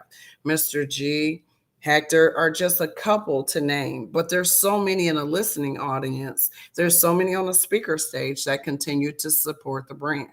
It's about you all. It's always been about you all for me and helping you believe in something bigger than you can't see. Keep dreaming, keep doing really cool things, keep being motivated because this is a foundation. Right. So I'm thinking everybody's building for profit, but what about not for profit? Right. Who is thinking about sustainability and not for profit? And who just says, I'm my voice, I'm just going to give it away. Yep. As a matter of fact, I'm giving this away. Right. So that people, if I say something, if geniuses say something, and it's going to be that, boop, that you innovate on something great, then so be it. That's my aim. That's my why. And it's all about you. Period. Big T? Good morning, everyone. Thank you so much, Yaeunda, and every speaker that I've spoken today. Appreciate you all. I just want to echo what you used to say, Yaeunda. That's be intentional. So before you go about shooting all this content out, I will suggest you consult those analytics data, right? Try to identify your audience, and don't stop there. Create a persona rather for them, and tailor your content to speak to each persona that you've identified. Because if you don't do that, you're just throwing everything out, and people might not really engage with it because your audience, your present audience, might not resonate with what you're putting out. So all your effort getting those ticks will make all your effort have that impact that you desire, right? So that's just what I wanted to chip in, and thank you for having me, and have a great day, guys. Thank you, Big T. And you're right. Marketing is all about the persona, right? And if you want that persona and you want to connect, the persona, I'm the Waterdown queen of technology. My persona is I'm a non-techie tech. I water it down. And I love my geniuses, right? So my persona says I want to connect with like-minded individuals throughout the whole entire world. I want them to be comfortable. I want them to be college educated, but I also want them to be uneducated, right? No formal training whatsoever, so that we can truly work together to create the future of tomorrow. I want them to have confidence to believe in themselves. I want, literally, my list, check. I'm creating a persona right in front of you, talking to you about my ideal person I want to talk to. I want engaging with the content that's in the material. I'm talking to you about where they live at, anywhere in the world. I'm building a persona with you. That's what Big T talking about. The persona. That sells. Good. Mike. Hi, Mike. How are you? I am well. Thank you so very much. Can you hear me okay? Wow, you sound good. Yeah. Okay. So this is my first time to speak, so I just want to make sure that I've got this right. Do I pronounce your name Yaeunda? So that's my legal name, Yaeunda. Yaeunda. Okay. Yaeunda. All right. Yaeunda it is. It sounds great. I really love the spirit of what you're doing. I have a contribution to make. kind of circling back around, but I do want to acknowledge that, you know, I've listened to you a couple of times. You've warmed my heart, and I really love the outreach that you're doing, and I want to kind of jump in and support you in that process a moment. Circling back around to the terms of service on different AI technologies. Going back to what somebody else said, I don't remember exactly who put forth that the idea that some different SaaS platforms you can monetize and sometimes you can't. And by the way, this is also applicable to like your mobile phone apps. Some apps on the phone don't want you using it for commercial content. And it's a little bit confusing and I haven't quite figured it out, but you'll understand what I mean in a second here. So as you're looking for, if you guys are in the market,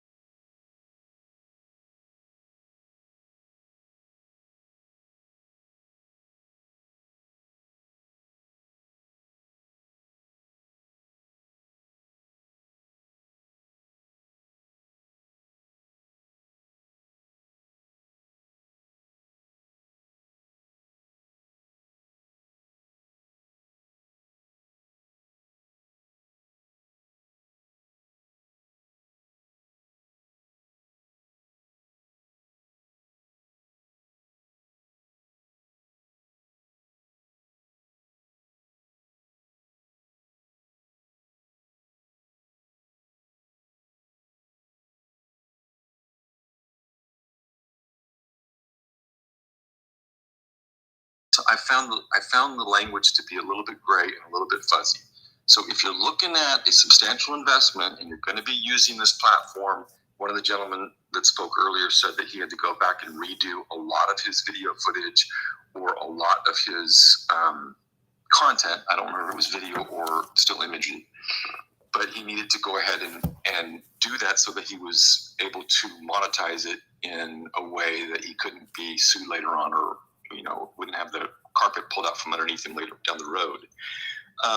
If it gets complicated, and it does, then you may want to talk with an attorney. There are some groups of attorneys that deal specifically with IP law, and while it may cost a little bit to do this up front, it can save a lot of time and money on the back end, especially if you're looking to monetize it over long term. The only other caveat that I would add to that is there are so many different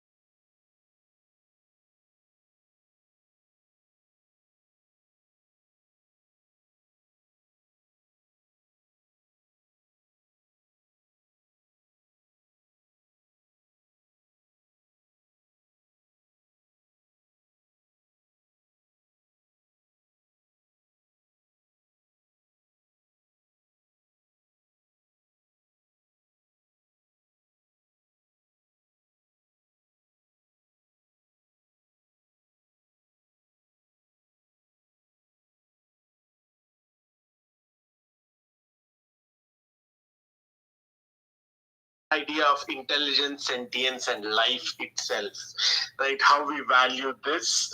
Because if AI tomorrow, as a corporate entity with personhood, starts getting a large amount of value, and then we say that, oh yeah, because it has so much money, its value is higher than a human. That is dangerous. That is dangerous territory. And I'm trying to have these ethical conversations everywhere, whether it is creators, whether it is financiers, everyone who's like looking to leverage AI technology.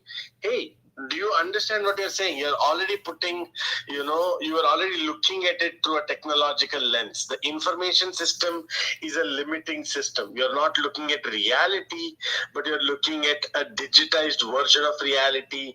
And these approximations can seem real enough that you act on it and it will work, right? Because that's how they're designed, because we're doing statistically saying 99% of it works.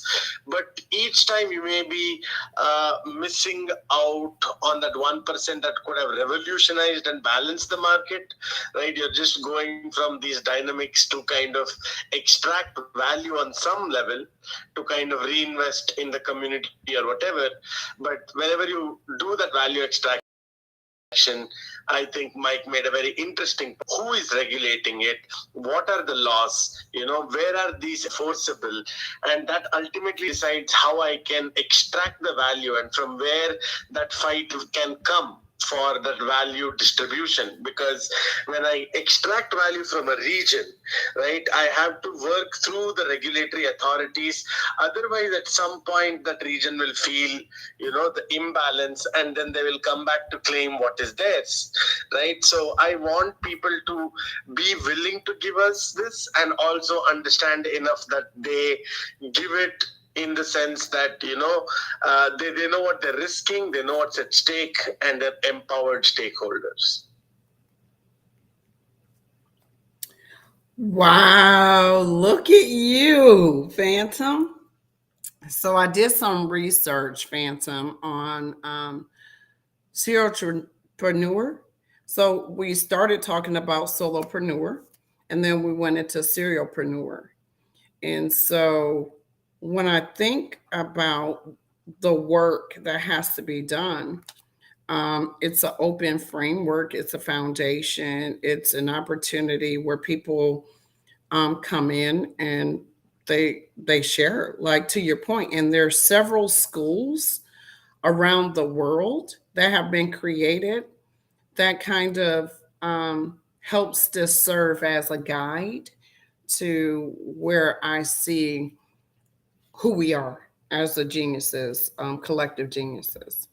So in that, being a transformative genius, right, in this space, building the future bridge of here are some things y'all need to consider, companies worldwide, big tech worldwide, is these little bitty pieces. And along the way, we geniuses are so dialed in, we want to talk to you about that. I think somebody was talking about Silicon Valley intelligence or something like that, opposed to the natural intelligence. And I was like, wait a minute, we own to something. So where are the world geniuses? Right here. So I'm so glad that we are the genius room of Web3. Iron sharpening iron. So Phantom, solopreneur to serialpreneur. Mike, Honeycomb. Yeah, before I jump, I just wanted to throw another layer on there, especially with the future, virtual, digital, these words that we're using, whether the assets within it. A lot of the video I like to make is within the virtual worlds that I've built. Some of those assets built from ground up, other assets went through. You need to know what you can do with those assets. I've went and visited other people's and have to say, everything you're doing there, you can't incur any sales on some. You can't do anything outside of personal on some. You get free assets. There's millions of assets everywhere. You might have to adjust to go through just one layer in that. Whatever you're using, know what those terms and conditions and rights and permissions are, because it's just layer on top of layer, depending how deep virtually you go. So I just wanted to throw that on there to, you know, stir up the water a little bit. Not that, you know, the AIs and all that's not enough.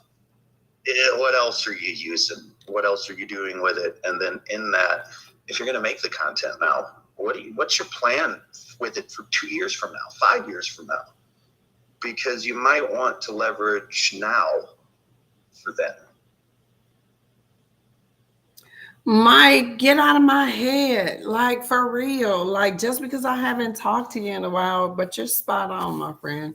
So on the screen, Mike, so, you know, I started in spatial last January, and I transitioned away from spatial because I was a metaverse tour guide. I still do tours in the metaverse. And so I needed to understand other metaverses and compare and contrast, right? The difference in them. So this is what I decided to do was, who says that your website, now I know I always do this, y'all. First of all, Mike said it. These AI companies, they'll start today. They'll get a lot of money. You'll test with them and then they'll disappear. Well, that's what happened with my website, because last year I was building token gated websites and pages and NFT collections and all those things right on my website last year, February, March. So that company, I don't know what's going on with them. They're like dark right now. They say, here's your file on your website. You can upload it anywhere else. I'm like, whoa, wait, okay. So I decided to do an immersive website, Mike. So I'm like, okay, I've dropped having my everythingmetaverses.com and let me partner with Zentarius. So I partner with Zentarius and I made my website an active link. And so this is a collaboration with Audacity. Audacity is a really, they're women-led. So I'm supporting that brand. So Mike, what I did was, what's inside of here is like, okay, who says that we can have immersive websites? And so they have taken it a step further. I can now sync my metaverse with Twitter. So you see, I have a blue head dream design, and I can also sync it with other social media platforms. So I'm able to now go into, and I'm able to stream, to your point, right from this platform. And I'm able to create an experience for my end users.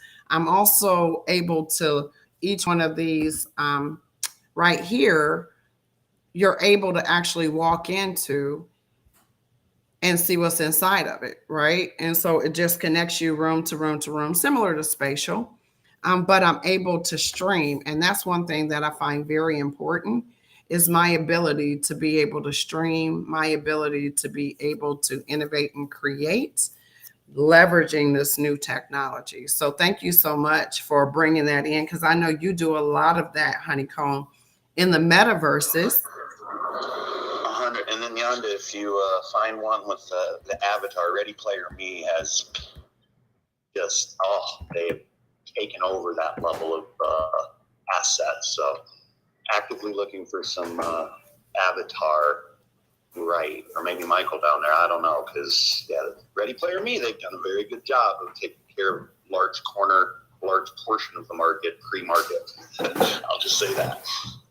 So if you guys are doing stuff, be careful. If you got Ready Player Me, you can do some, go read the terms of what you can go do, because they're sneaky. Know the rights. That's all I gotta say. Know the rights. Yeah, like anything else, some terms and conditions get updated. Mike, and that leave it, even Ready Player Me, I partnered with last year. I'm a partner with for my avatars, and I'm part of their developers partnership as well. I'm not a developer, but I'm like, what's this? Okay, I want to develop content. Like, I want to develop content using these avatars. So they did a really good job around seasonality and allowing people to come in, and like Christmas is coming, I was able to make my Christmas outfit. Halloween is coming, I was able to make my Halloween outfits last year. So they get that, you know, this whole avatar piece to it. And then I see they went ahead, and even though there were metaverses that I was working in independently last year and the year before, it was like they went ahead and created those partnerships with those metaverses as well to bring their avatar system into their community. So it's interesting to see how how they were able to interconnect with some of these other metaverses. So thank you, Mike, for letting us be aware of the avatar system and what we need to do with it. But the avatars are yet another great opportunity for us to do storytelling. So I think that we've done a good job, geniuses, today flushing out this content and this information. So I want to get any closing thoughts, remarks, questions that you may have, or takeaways and leave behinds for the rest of the community. So again, this is just showing you an example of an immersive website where folks can come in and you can hold your trainings. So you'll notice that when we're holding meetings, you have to be intentional when you're holding those meetings to use the platforms. So I'm like working through, and it's clunky sometimes, but I'm trying to use the platforms. Oh, my goodness. Mr. G?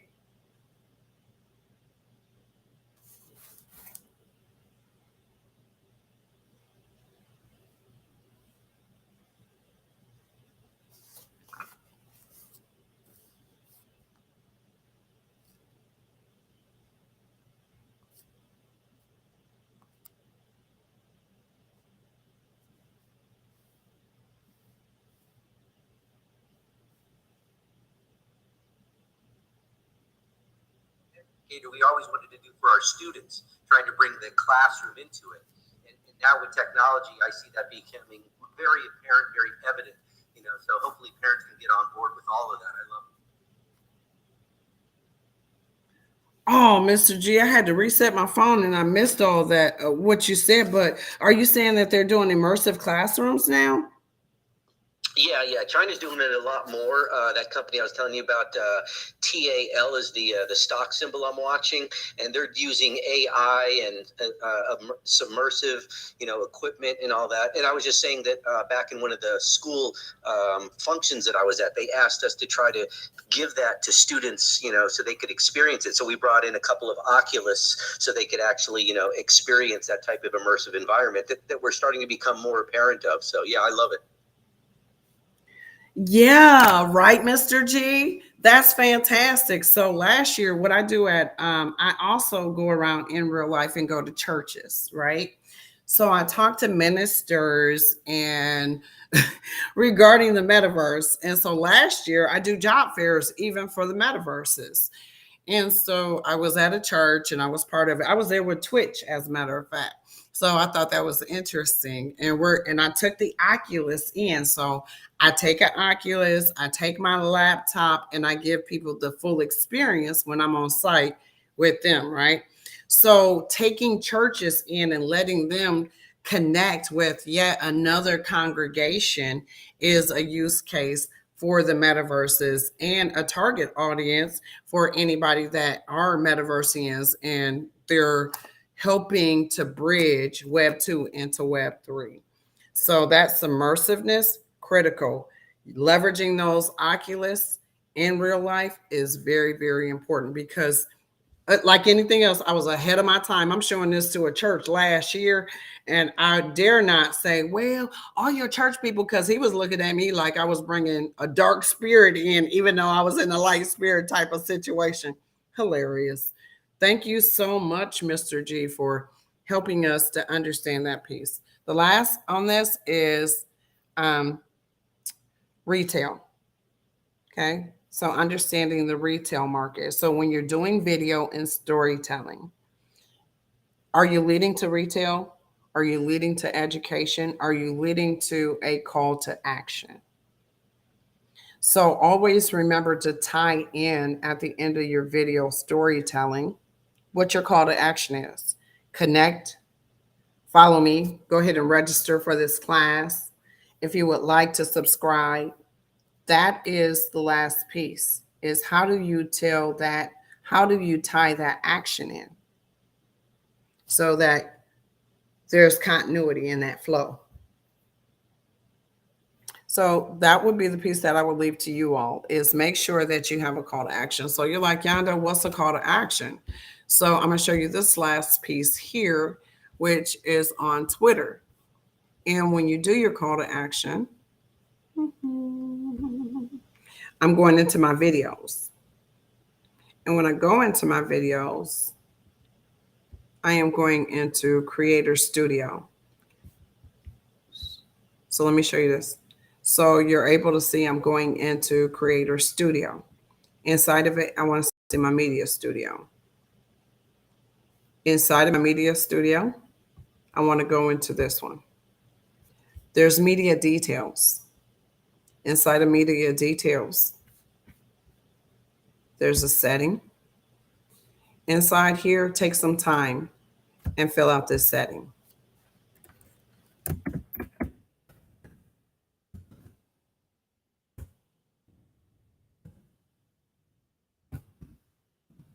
Okay, write a brief description in here.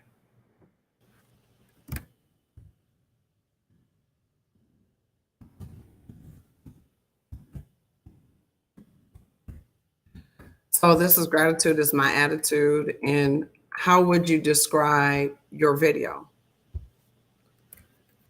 So now I have to categorize my video. This is when you're doing any type of podcasting, when you're doing any type of video, you need to describe your video so that it can categorize you and you can be found. Here are the categories as of now that I see with Twitter. So it's more of a mindset, but I'm a digital creator, entertainment, pop, where I can do podcasts. They used to have it. I'm gonna say digital creator. So the call to action link, where do you find your call to action link at, right? So I use Stripe, and Stripe has my call to action links. So I can go grab my link and just drop it in there. And that way, when you're looking at this video, you don't even have to leave the platform in order to be able to subscribe or to purchase whatever content is going in front of you, okay? This call to action link can be called to action to any of your products or services that you offer. And that is the area in which you want to fill out. Round robin, everybody, round robin. I want to thank y'all today. It's been amazing. We had 45 minutes of bonus time in video storytelling and spaces today. Thank y'all, geniuses. So round robin, Mike, any takeaways for you today? I'm not sure if there's two people in here named Mike, but are there two people in the spaces named Mike? There was two people in the spaces called Mike, but you're the only Mike that's on the stage to speak, Mike. Thank you. Okay, all right. I love what you're doing. Yeah, I love what you're doing. I also just sent you a DM about live sales in a retail environment that was been making the rounds on X here recently. So I don't know if you've actually seen it or not, but you might find that interesting. The only takeaway I have is that I love you guys and I really appreciate what you're doing, and I'll be back for more. So thank you. Thank you, Mike. I appreciate it. Yeah, I saw the live sales. I've saw the live sales since last year and it being built. So you have to be enterprise level account to do the live sales, and you have to put in your guarantees. So I'm like, oh, okay. And so what I do is a separate, and I didn't do it this podcast, is I notice that I can do this, right? So I live sell using Restream and platform, and they call it live sales. So I have barcodes you can scan and you can start to get more into it. So this is my latest course, Metaverse Mindset.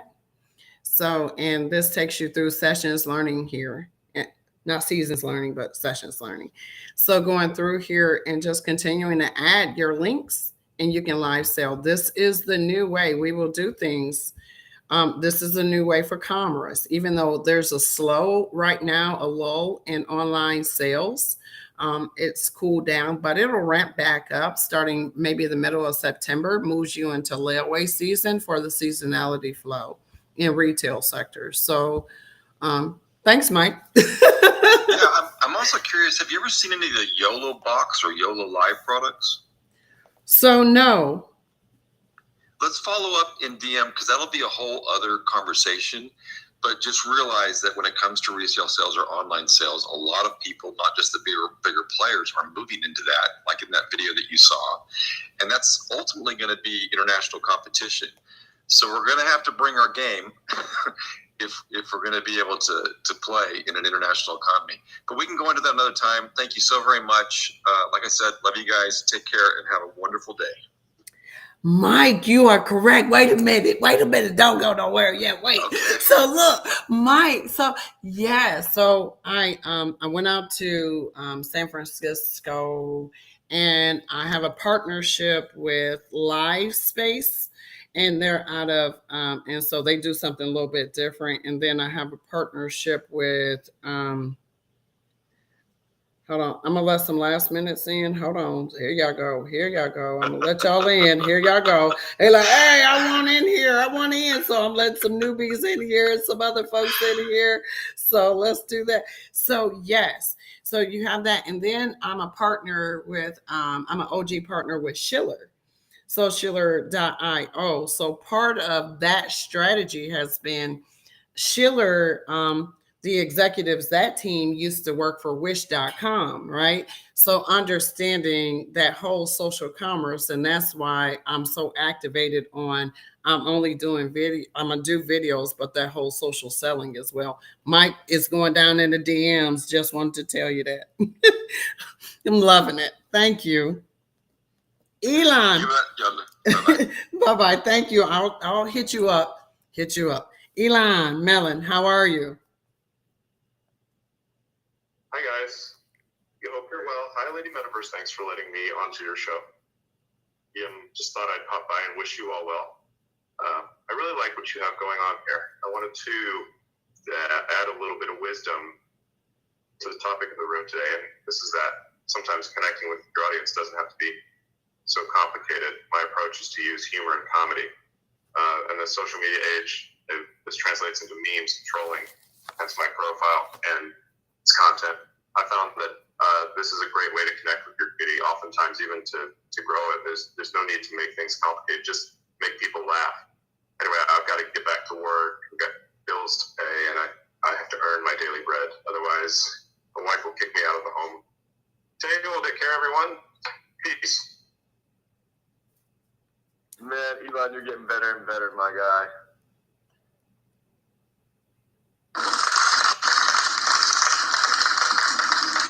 Yaeunda, thank you for bringing me on the stage. I just wanted to say hello to you. Well, hello, Sneaky, and hello, Elon. Am I not just entertained? And thank you, Elon, for appreciating what we have going on here. We are genius. We iron sharpens iron here. Sneaky, thank you so much for coming up and saying hello. I see you out there active, like you're doing your thing. Consistency is important. Yeah, consistency pays off. Engagement creates engagement, man. So yeah, I'm up and doing my thing on a daily basis, grinded with a lot of people that's in this room and the next rooms, and I see a lot of people that come here usually follow my trail down, and Elon follows me around. Trophyverse is in and out of deal space. I see Heartthrob. Was that Heartthrob Fade on that? Yep, she's in here too. So yeah, stick around. That's for sure. I'm working on a few good things right now with Sneaky and picking up most of the development part of it, and we got a lot of big things going for it. More to come in Deal Show in just a little bit. I won't take up the last few minutes to use. I see King down there. Shout out to King. He made me one of my PFP right now. What's up, brother? I'll see you in a few minutes. But yeah, just want to get up here and say what's up to you. I haven't came in here in a while and say what's up to you. So good morning. Good morning, King. I'm so glad you came up here and just talked to me, Sneaky. I appreciate it. I call you King, but out of respect, We're all kings. We're all kings. We are kings in a way. Whew, embrace into it. Call it what it is. Thank you. In the chat, how are you? I'm good right now.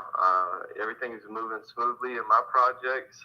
We're getting most of the fun and the bad negativity and vibes that's been around the last month out of the spaces that we work within, and that was a lot of the problem that we were having with having that around and wishy-washy people. And now that that's getting up out of there, I guess you could say it like that.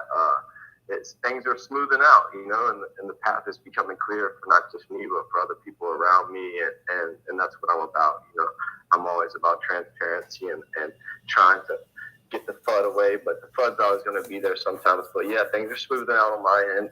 Got everything set up, working with a new company close with Sneaky, and yeah, like we're doing good numbers right now. Community's growing stronger, and we're just trying to be as supportive as we can. I'm going out to Vegas with Dill and doing little hype man stuff with him, some video work and some sales with Dill. So it's gonna be my first IRL event and with Web3 style people. So yeah, there's a lot of things coming with me. So I'm just hanging in right now, grinding, doing my best, showing up.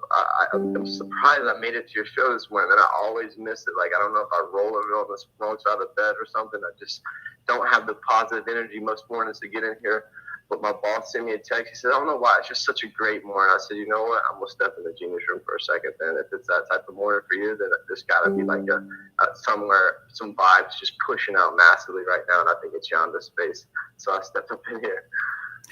Look at you, Ken. Flattery make me smile and get everything. So thank you so much for that. I really do. We're a destination for the geniuses. Stop on through, stop on by and talk to us, right? So thank you, Sneaky, for what you're doing and dropping that alpha in here, being a participant. And I'm following your posts, your tweet. I'm trying to keep up, but you everywhere. So I thank you, because that's what we need, because the algorithm's like, where'd he go? Where'd he go? So keep it going. I love it. Yeah, like engagement's everything. You guys, whatever brand, whatever you're selling, whatever you're doing, you have to continuously be consistent with your engaging on others, engaging with others, not just yourself. And, making content, ride coattails, whatever you may call it or do. Like, you have to stay active on not just your own project, but others' projects, or you're not going to get supporters. People can be like, this guy's selfish, only about his stuff. I've seen it 100 times. They're going to unfollow you. So being engaged with other accounts, making those moves and staying connected with your community like that, that's what I do. I'm the reply guy, but not the number one, but like I'm coming for number two, So I'd say just get out there, make sure you engage with people today, 25, 50 people, just comments, random comments, funny comments. Maybe you might make some.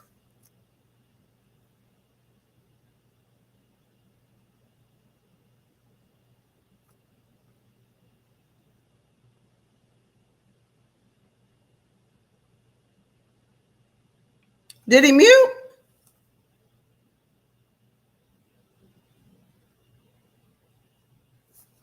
Oh, can y'all hear me? I can hear Yaeunda, but it looks like you fell off the speaker panel. Oh, all right. I was looking forward to, but one of the things I wanted to highlight, so he came in and he highlighted like he is the reply guy. He gave himself a title, you all, as the reply guy. Don't let that go by you. So he is the reply guy. So do you have a reply guy? Do you need a reply guy? Everybody should have a reply guy. Wow. Elon, you want to say something? Okay, we're headed in the chat.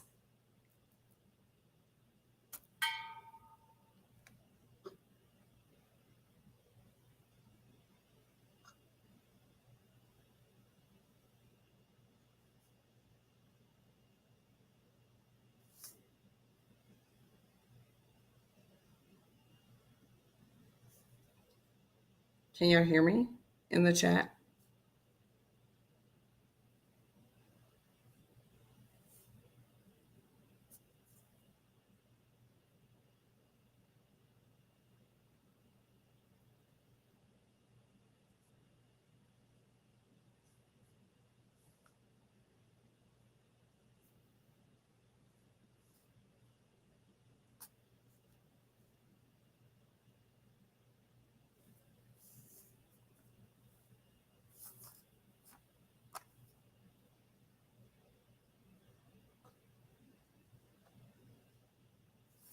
Yeah, like it shows open mic on his end. I hear absolutely nothing.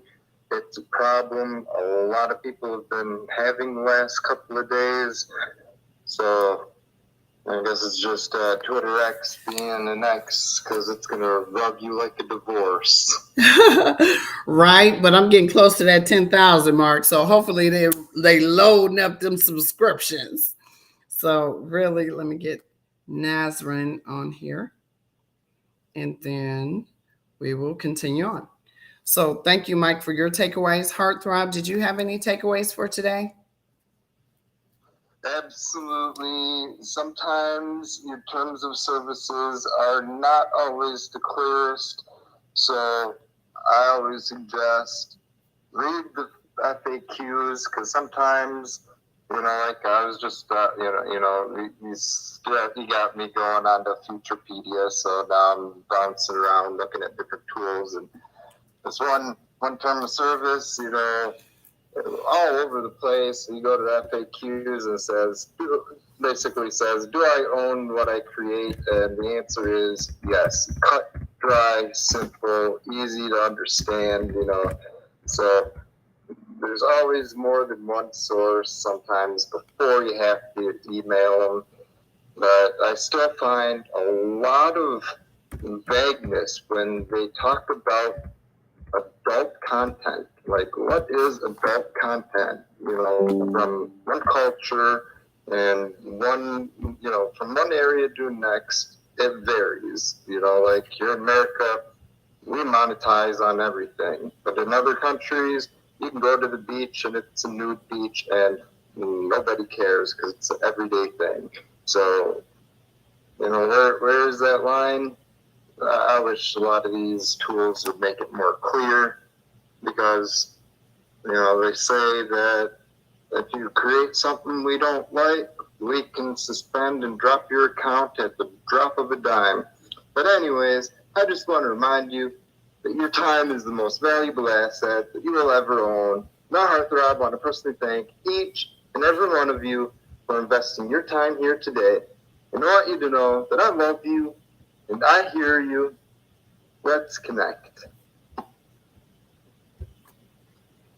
Excellent, Heartthrob. Thank you. Nazrin, how are you?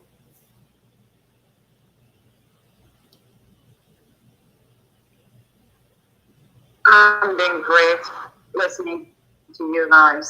How are you? I am good. Welcome to the room, genius.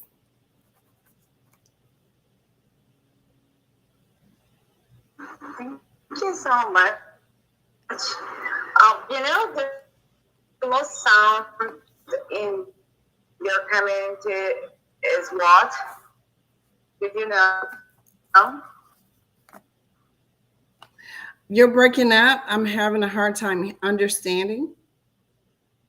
Well, I suppose not.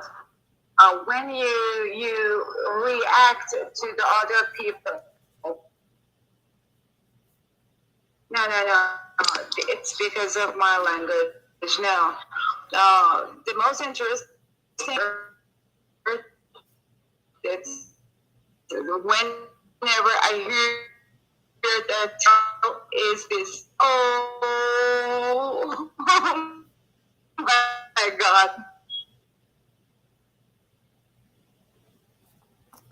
Okay, so her connection drops. So I'm headed over to Mutasco. Hi, Mutasco.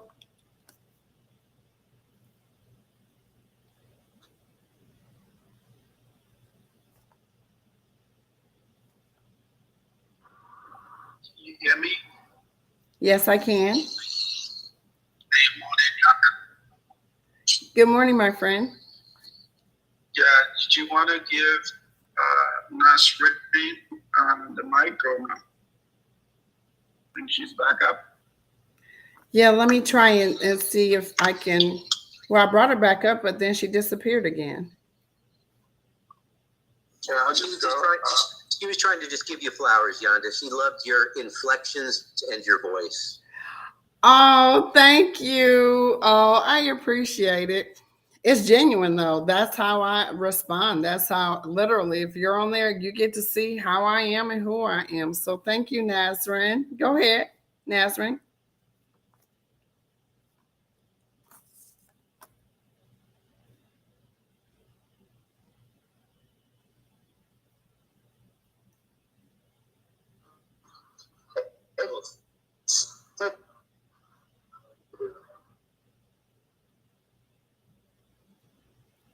Well, we have Nazrin. She's trying to speak. Go ahead, Queen. Connection problem. Yes, connection problems. No issues. No worries. Okay. All right. Hector, any closing thoughts? And then we'll go to Mr. G.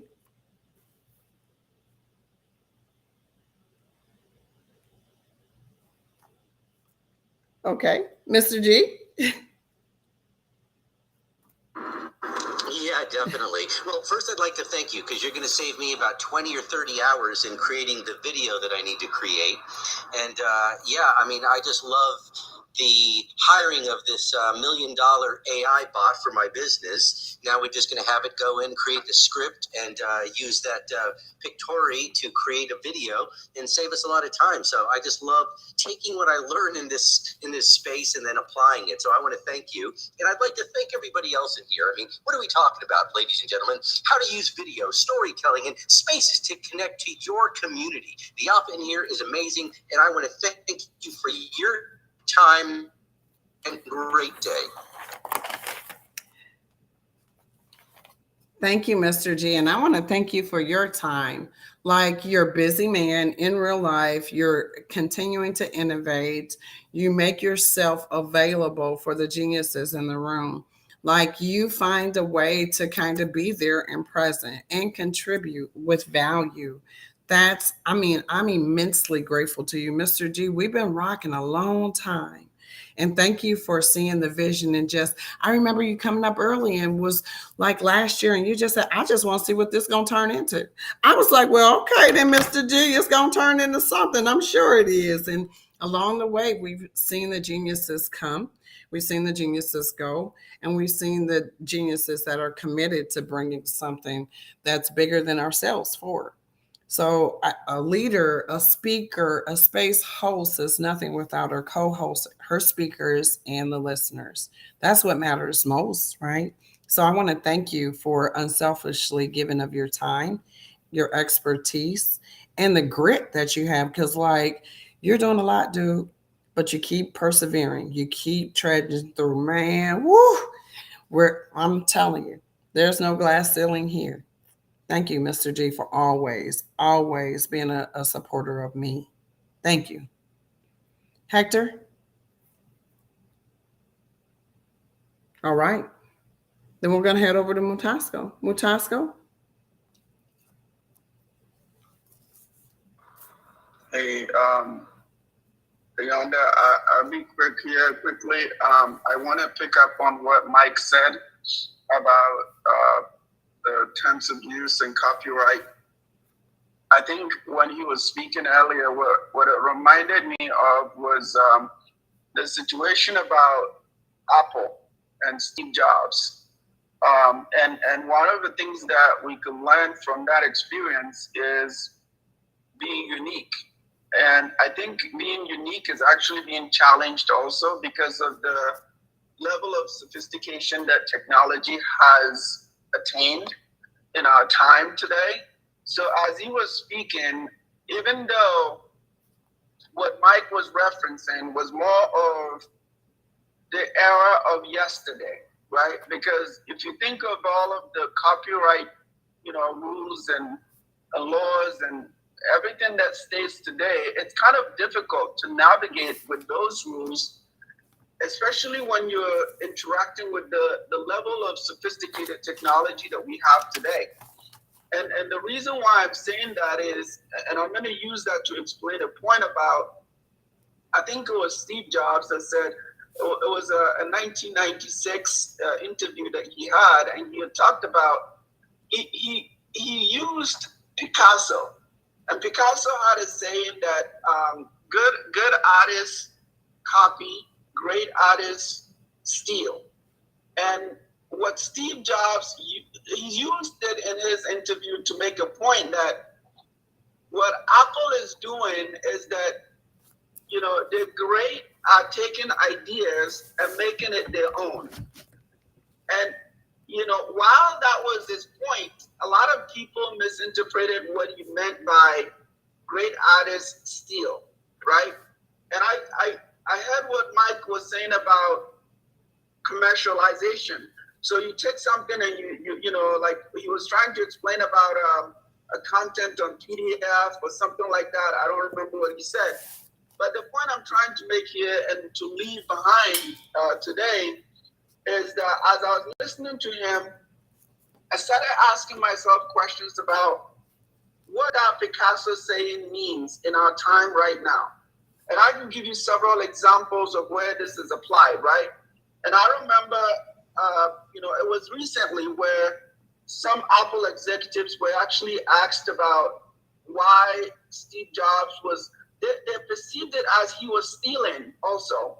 Because if you think of the idea that came about where we ended up with the iPod, the iPhone, and all of that, I think Steve Jobs himself said that the seed idea came off of Xerox's research lab. And what he said there, people thought, well, why are you going after Windows, HP, and HTC, and Google, and specifically the Android operating system, right? Because Apple went after these people. And in fact, at one point, Steve Jobs said he would deplete the $40 billion at the time that Apple had in their bank account to correct the wrong. That means if you just copy somebody's idea and you're saying, well, I'm actually going to make money off it, that's not right. And I think this question becomes relevant today, whether it's NFTs or, you know, you're spinning off a project as it is today. And I'm trying to contextualize your title because video content, storytelling, and connecting with communities, it's about value, right? You create something and it always comes out of somebody else's thinking. And if you tie what Steve Jobs said and then you mix it up with what Picasso's saying was, out of that comes something unique, which is we all borrow from other people's shoulders, right? Everything that we're doing now, it was done before. And if you see something different now, it's that maybe you're trying to make it your own. Now, how you make it your own is you look at what is it that is in it. So if I wanted to spin off everything Metaverses Spaces and do something unique about it, I have to look at what I like about what everything Metaverses Spaces are. And then I have to then incorporate what I think is unique that is missing in here. And when I do that, I come out of it with something unique that is my own. Now, if that happens, is it fair to say that if somebody is saying, hey, you just stole somebody's idea, just like that, is that fair to criticize somebody like that if they made it their own, right? Because we all ride on the shoulders of others. And so the reason why I'm saying this is to give us a reminder of the complexities that exist today within the era that we're in, because you can think about, and I think Yaeunda, early on during your spaces, we had a space, a whole dedicated space about the Midjourney and Stability AI and the lawsuit that came. And it's fascinating to think about what Stability AI is doing with technology, right?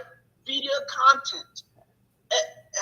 If now it's fascinating, I don't know 5 years from now what it's going to be like. Ahmad, when I listen to the guy speak, I'm like, I don't know what else is going to come from Stability AI.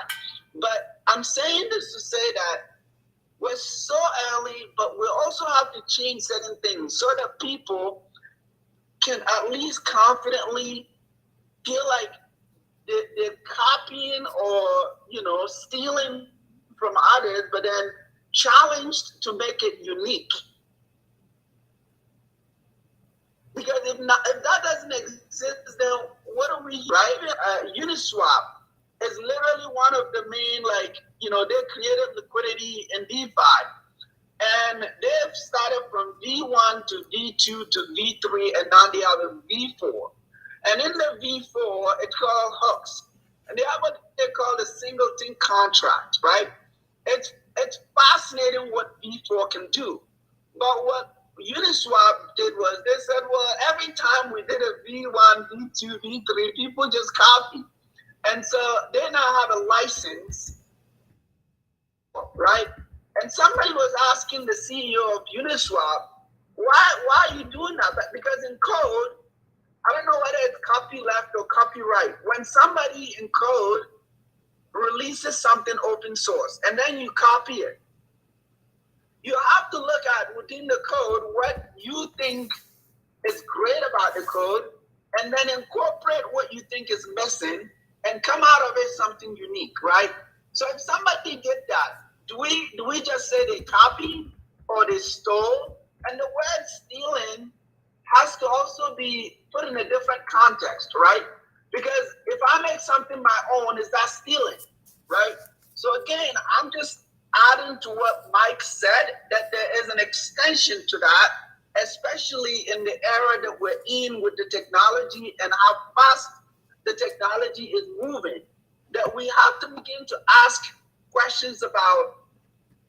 We can't allow fear of being called you stole from somebody to shut off what somebody can actually incorporate into an existing utility, right? And I see it all the time. Navigating around crypto, there are people that have created projects that it's like from Bitcoin to Ethereum, right? Vitalik was somebody who was writing for the Bitcoin magazine, right? He came out of it and built what we now call Ethereum. Is that a copy? Is that a stealing? Or is it unique? And what impact has Ethereum brought to the entire cryptocurrency market, right? So if for some reason Vitalik wasn't allowed to be creative, would we have had Ethereum? We wouldn't. So this is the reason, and this is why I'm saying this, to the point that beyond Ethereum, I think a lot of other protocols have copied the Ethereum concept. They just took it one step further, right? And it could be different in its own making. So, and this cuts across every aspect of our lives, especially within crypto and Web3. There's a lot of things just popping out left and right. What you want to think about is don't get scared about somebody criticizing you for stealing, right? Think about how unique you can make it and what impact the source that you're adding, right, is going to bring to the world.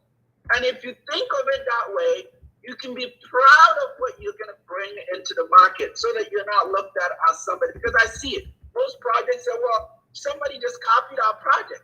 Well, have you asked the question, what is it that they're making that is different from your project? If it's different, can you at least hail them for making the effort to create something unique, right? So again, within the copyright laws and what it means as we go into the future, I want it to be challenged. And here's the final ticker on this and why I'm saying this. There's already ideas and concepts that are coming up, and I think it's in marketing, right? You have a marketing, you have the top of the funnel, the mid of the funnel, and the bottom of the funnel. And I think that today with AI, there are companies that are creating ideas that are meant to provide a visual, graphical representation of the different touch points of customers, right? So, and what does that mean? And the name of that company is Attribution AI. Now, Attribution AI's concept is maybe useful in marketing because when you take a customer from the first stage, the second stage to when the customer becomes a paying customer, somebody has to get rewarded.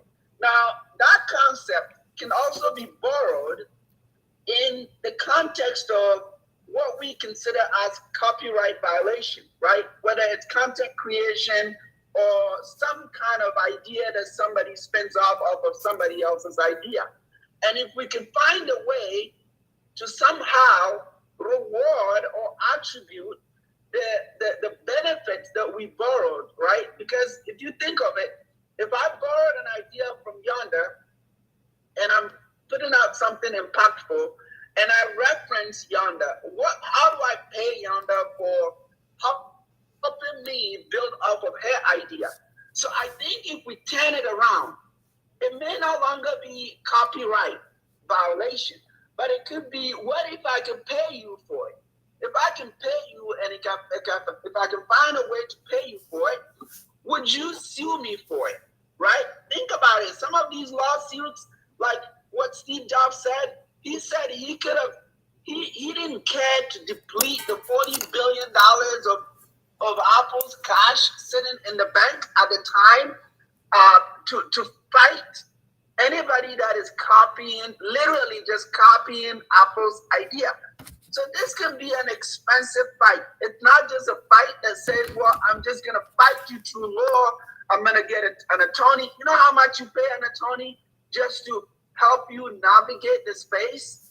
So again, these spaces are more of us to be able to challenge existing systems and come out of it something that can help us all move forward, right? In a different way and in a more exciting way. So that it's not like, oh my gosh, it's scary. I don't know, like I need to get an attorney. No. What if we create an idea that is exciting and impactful enough that somebody said, you know what? That makes the attorney irrelevant, right? That makes some, again, and this is the final point I'll make. And I'm sure you get my point, Yaeunda. This is very important because, I'm speaking on a particular topic that may not be necessarily aligned with today's topic, but I picked up what Mike said, and I wanted to kind of spit out something that what Mike did to me, right? Because as I was listening to him, I started asking myself questions about, so what can we do differently, right? Because if we can do something different, then we're moving forward. But if we're not doing anything different, and all we're doing is we're going back and saying, well, yeah, I'm an NFT artist and I need to build on whatever, but I need to constrain myself with these existing whatever, right? And this is a message to Mr. G. I didn't know you're in insurance because I've only tied you to education. I didn't know you were in insurance, but when Yaeunda said insurance, what came to my mind was the secrets of insurance and the insurance industry. So the difference between the premium and what is paid out is what makes Berkshire, which is the holding company for Warren Buffett, billions and billions of dollars every year, right? Literally, I read one of the last annual report for Berkshire, and I found out that they had accumulated close to $168 billion, okay? This was last year. Do you know what that is? The $168 billion comes out of what they call the insurance float. And I'm sure, Mr. G, you know what I'm referring to. But float is the difference between, because when insurance companies take premiums from you, they don't necessarily pay out all of it, right? So whatever is left is what they use, they reinvest it, and that's what Warren Buffett has made billions of dollars off of, right? He found a way to accumulate all these companies, and then the money that is sitting there doing nothing, he just literally reinvests the money. And then the yield comes back to pay some claims. It's ingenious.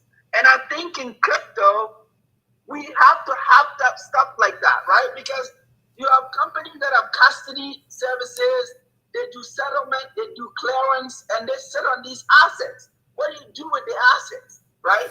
And that was the point I wanted to make. I'll leave it to a quantum. But it's fascinating. I don't take things, when I take things, I try to peel it off and try to make it my own, right?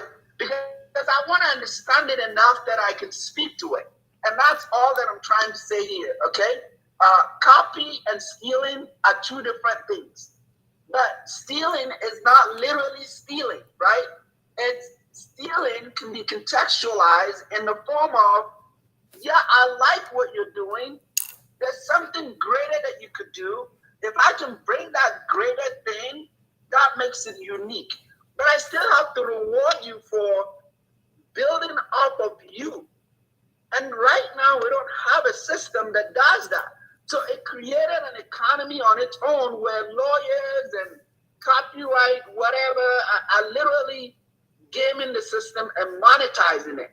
But the power of the blockchain and Web3 should give us instruments and tools that would allow us to make this rent-seeking system irrelevant, right? How do we do that? If we create an incentive system that rewards people, then people no longer feel like the shame of stealing from someone. Go ahead, Fanta, I'm sorry. I get excited. And when I talk about things, I just keep going and going and going because there's so much to it that we can talk about. And thank you, Yaeunda, and have a great day. I mean, thank you, Mutasco. Hold on, Phantom. I know he pitched it to you. I have something to say. Thank you, Mutasco. And what I have to say to you is I appreciate your mindset because you started with terms and conditions and copywriting, and you went into a challenge of Apple and Steve Jobs, right?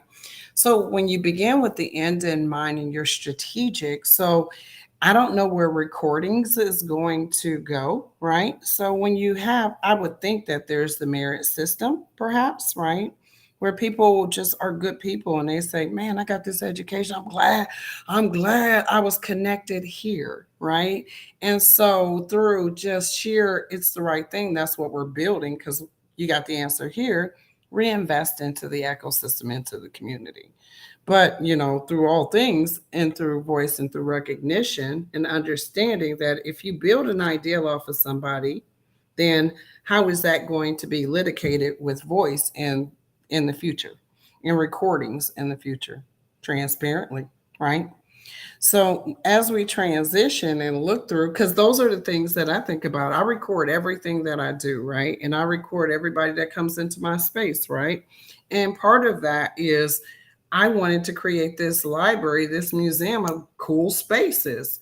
But in the event, by creating these cool spaces, there's kind of a record of communications and thought process in individuals that were in or out, right? So you have to think through all of those, but that's why you don't even want to operate in that realm. Just give it away. Just give mindset away. Right. So stability AI and data AI and understanding the retail and moving into it. Right. So that's where when I was hearing you all speak, Mutasco, you took me into my retail sector. Right. One, and understanding how that whole insurance piece really works. So I use my P&L, my profit and loss statement. So on an annualized basis, I manage $768 million year over year, y'all. Year over year. So, and when you're doing that, I'm doing that in a big box retailer. And so I have to look at my profit and loss line and I have to say to myself, whoa, I'm going to sell my way out of this, or I'm going to manage my expense lines a whole lot differently. Okay. So the very first line that I've always looked at when I go into the companies is the insurance lines, right? Because you have to understand insurance, 3-line claims, and understand usage and the carryover and the leave behinds. Well, Tosco just told y'all, right? So literally I can save millions of dollars. Okay, so any retailers in here or any directors, EVPs, any of that, right? You look at that insurance line and you want to make profitability, just clean up what's causing you the impact in that line. And there's a secret to success there. So for instance, in retail, in the event somebody has an accident, so to speak, and it's on in the retail sector, part of my responsibility in my company is I need to understand how, when, why that issue took place. Like, how is it that we had an accident when we have safety protocols in place? Where was the ball dropped? And I seek to understand. And so I have an insurance focused conversation with all the leaders and invite them to a self selected meeting once a week. They can opt in or they can opt out, but we impact lines. In my thought process, why insurance line and safety matters is because you're somebody's mom, you're somebody's dad, you're somebody's uncle, you're somebody's niece. And I think it's unfair for you to be less than coming into work and I send you less than going back home. So my whole thought process as a leader is to keep that whole person working in the best possible condition possible for themselves. I don't want people to get hurt on my job with my company. So thank you, Mutasco. That's where you took me to. And I wanted to share that with you. Thank you. Phantom? I mean, today has been that wonderful moment where I think we just added those layers and the disclaimers, and we are just like pushing each other, right? The iron sharpening iron just is like going max today, because I think Mike came in and like the way he just dropped that was so energetic, where we were all like, oh yes, the terms of service, of course, they say these things and they use the legalese, and tomorrow suddenly you don't own the stuff you own. What? How did that happen? Where did they take? Did you guys know that smart contracts means that, your debt is basically just collected, right? There is no loan shark, there is no negotiation. You just lost the asset because you staked it in some pool, something. I'm talking to people and they're like, oh yeah, the smart contract will just normally do. And I'm like, wait, there's no mediation? There's no, they're like, no. It's all simple. It's all, streamlined, automated, and then I'm like, oh, then like with bad smart contracts can just do a whole lot of damage, right? I know that and I realize that. But people don't know what bad smart contracts look like. People don't even know what bad smart contracts can be like tomorrow. And whatever I'm saying right now, yeah, people can imagine a whole lot of different things, right? So the threat awareness, risk management, these kind of things are like topics we talk about on a large scale and complex systems. But I think in terms of insurance, right? My mom worked in insurance all her life and she worked in public sector general insurance. So it was like liability, third party, mediclaim, all sorts of insurance she gave. And she would come home and, we would talk about what it meant. And there is a particular one called the Act of God, where natural disasters are not covered. And you have to be very careful with these things, right? Because you think you're insured, you think everything works out, and suddenly they find a new clause to invalidate your claim. Or as Mutasco said, you don't know how much of your claim you are entitled to. Because at the end of the day, they will try their best to kind of invalidate your claim or verify your claim, they say. And in my head, and from what I've heard of my mom's side of things, in India, there is a lot of insurance fraud. So there are people who know how to do the fraud, do the fraud and, ruin these insurance companies, and then they come to collect from the other people because they have to. And these kind of things are where we have to figure out where the real problems lie, which can be in policy and governance, right? And I think we have spoken on this a whole lot of times. But as technology comes in, right, and we are kind of, instead of saying that, hey, instead of mediating between me, I'm keeping a third person, now I'm introducing technology. And we are hoping that this technology is logical and intellectual enough to handle it. But is it really? I don't think it's ready for that. But we are trying to create some pseudo systems and we are like experimenting right now. So I think it is just imperative that we report the right things so that the market research is actually robust. And I think in the day of like open data and blockchains, it may be easier for us to cross verify certain claims. So I think the open financial infrastructure is going to be a data game at the end of the day. So technology is ultimately what we need to learn and be literate about in all aspects of our life moving forward. So yeah, with that, I yield. Phantom. That terms of conditions will get anybody sparked in that direction of, whoa, my goodness. And so you're right. Integrity in the information is critical, and understanding where it's coming from. And I look at mindset. And so for me, when I was looking in Web3 and responding to you, Phantom, my thought is, well, it has to be free. Financial education, we have to educate the people. But when I say it has to be free, it's almost like we have to foster where innovation can take place, that we can help people shake some of all these, to your point, trauma. Y'all, trauma happens. And a lot of times I stop trauma right in this track when I see it headed this way, right? And part of it is, whoa, where's that coming from? And people look at me like, huh? I'm like, I just needed to understand, where's that coming from that you're about to give me? And they're like, huh? So because based on your experiences in the past, you're responding to something new based on past experience, but this is new. So I want you to readjust your lens somewhere to see this as something new and not carry baggage with you when we're building something new, right? So where is that coming from? Did somebody tell you you were less than? Did somebody say that presentation was horrible? You didn't speak correctly? Did somebody say to you that, where is that coming from, right? That you have that energy, that you have that perspective to speak with such that passion. So report the right things, y'all. But having a place where people opinions and voice and mindsets are valued is important. Protecting the collective is important to me, but also get out there and innovate. I saw what it did. It said a research study that talked about 60% of innovations. That's us, y'all. Like 60% of the stuff that's happening, that's going on.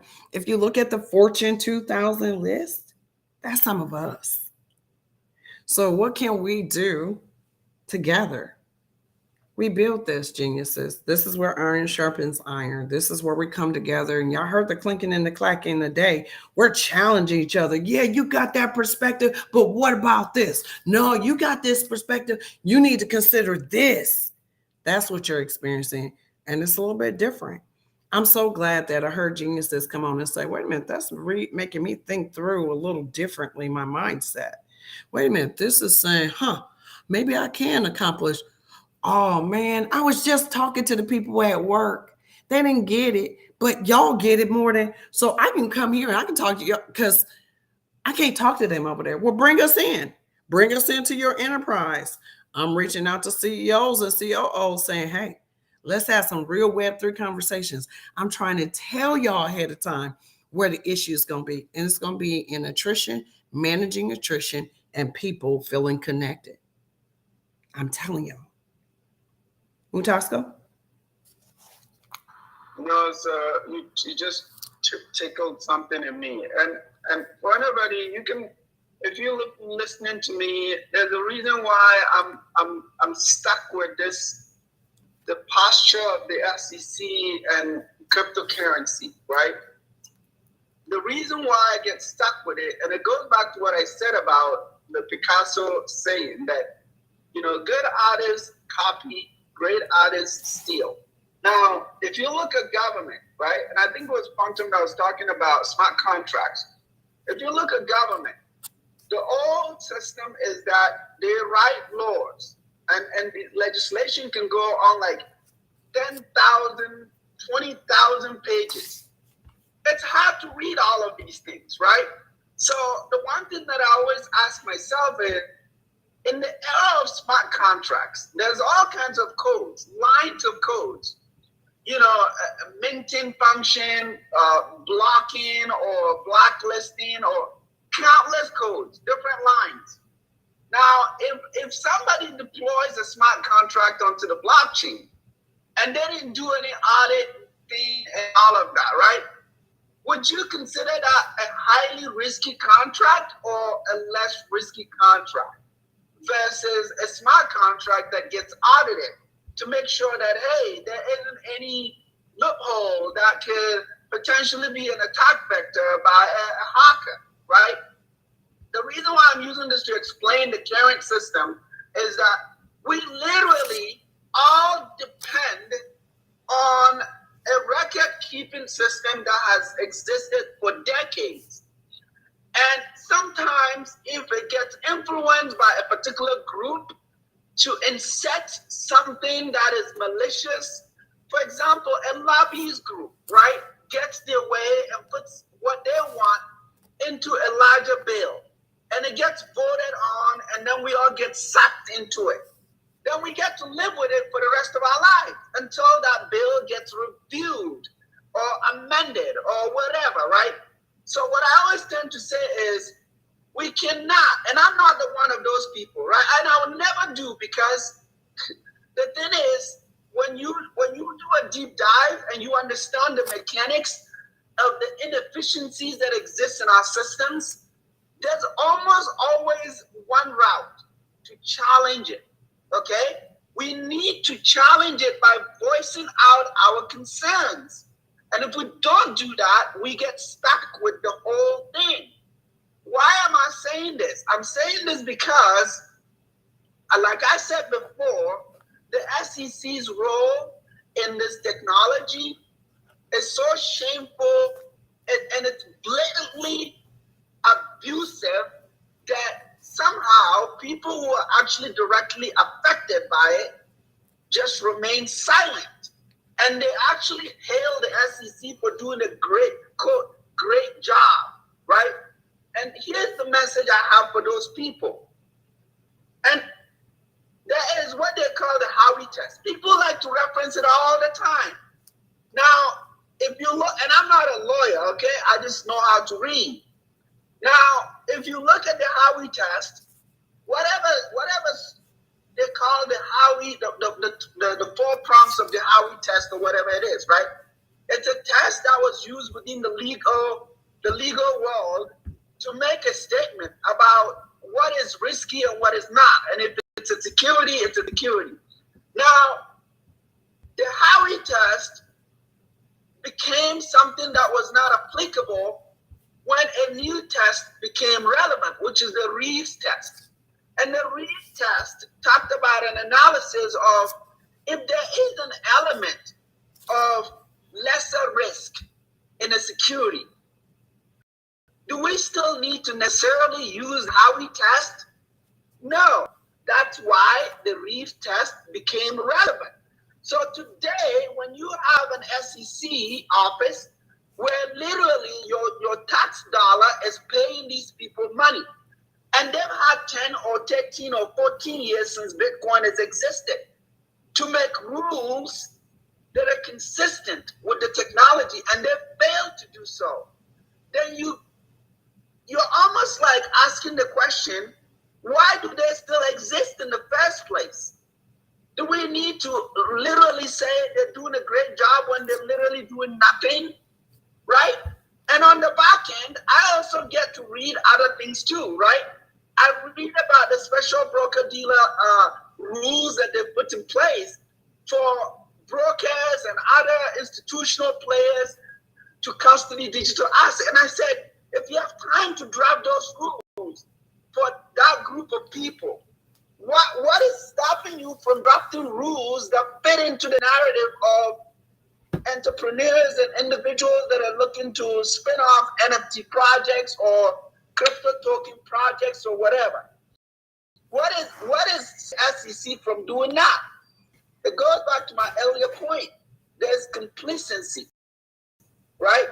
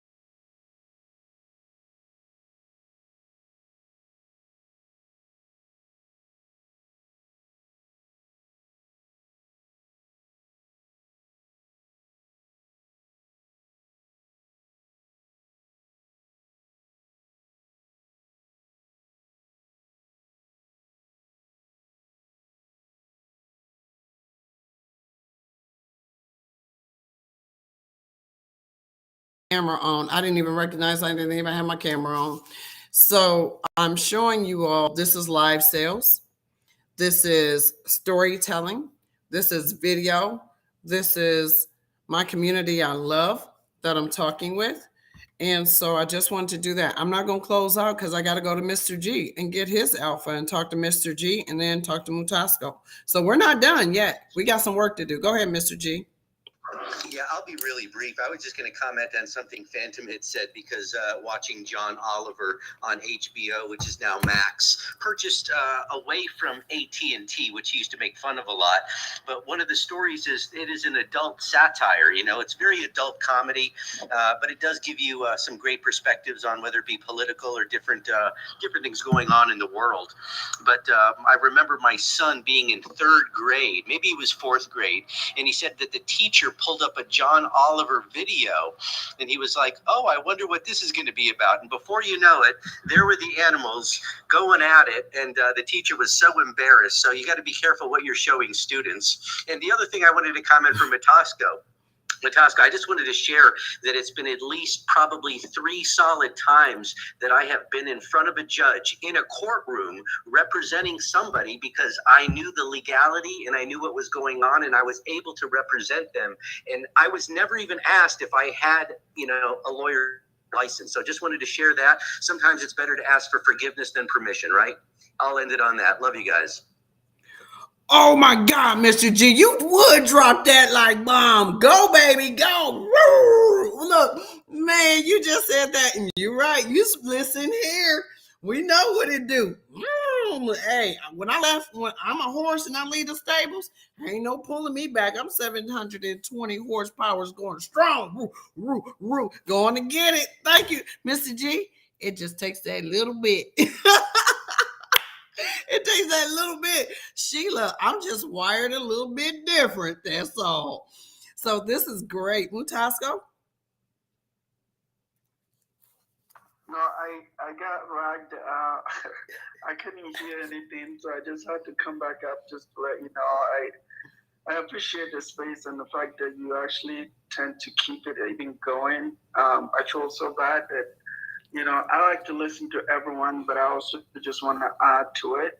And usually, I get to drag this space on, and I'm like, I know you have a lot to do, you have stuff to do, and just like everyone else, I think it's almost like your coffee in the morning. So when I take it, I feel like my day is complete, and I go on with my day knowing that it started well. And I think the young man that was talking, the gentleman that was talking, I think he's from Nigeria. Part of the reason why I'm so immersed in crypto is not just even for me, right? I know a lot, and there's a lot of ignorance in this space. People think it also comes from leaders as well. Sadly to say, there was a former president of the United States that actually said something about an entire continent, classifying them as a shithole country. What I meant was, for me as an African, it sends a poison outside of the halls that the message was sent, because then people have a perception about people in a way that doesn't make sense, right? And for some of us who English is not our first language, we try as hard as we can to communicate what we bring to the table. But sometimes it can get misinterpreted by people, right? And people can classify it as less intelligent or less clearer, or they spin it out in so many ways. This is why, Yaeunda, when I come to a space, I get, and in any space I've been, when I get the mic, I speak, and sometimes I get forceful because it's not because of the people listening, because I value the listeners. One of the messages I always send across is to the people that are skeptics, right? That are either ignorant, they don't have the ability to comprehend other people, and they also tend to rush to making statements that are baseless, right? The entire continent of Africa is a big deal. A lot is changing around that, but if you don't know, you may have a completely skewed view about the continent in itself. And it comes from all these crazy bad leadership in the Western world that perceive the continent as bad, right? And so for me, I want people to take a break and appreciate the fact that it's a growing continent. There's a lot of potential. In fact, this technology has a lot of prominence to help the continent actually leapfrog Western developed nations. And this is a time, and it's not just us, there are people building. So sometimes I get on these spaces and people talk about things and they think that, yeah, we have it and this is all it is. It starts from here. No, you are a joke. Because do you know how much is being built in the continent of Africa? Do you have an idea? You don't. So take a break and then think about who you can collaborate with that can help you tap into the market. Because our market is huge. right? Even within the big deal trade agreement that was signed by they call it the Africa Continental Free Trade Area, right? That entire organization, the market size alone, based on public information, is over $3.4 trillion. That's Hold on, a give me a lot of second. money because these countries are going to find a way to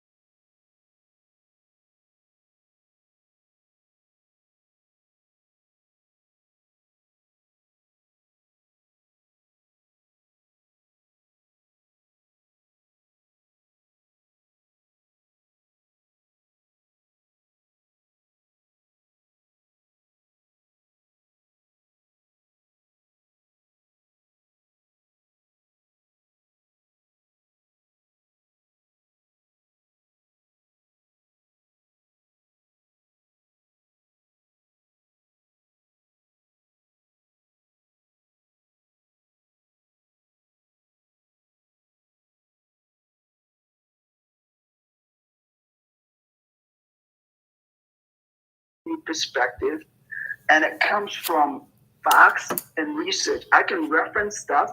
You can go read them and get your own information out of them, right? But I'm not just blowing you smoke and saying, oh, this. No, it's not about emotions also, okay? It comes from understanding that there is a black box and we all now are exposed to it. And we're like, what the hell? Like, this is a black box and I didn't know about it, right?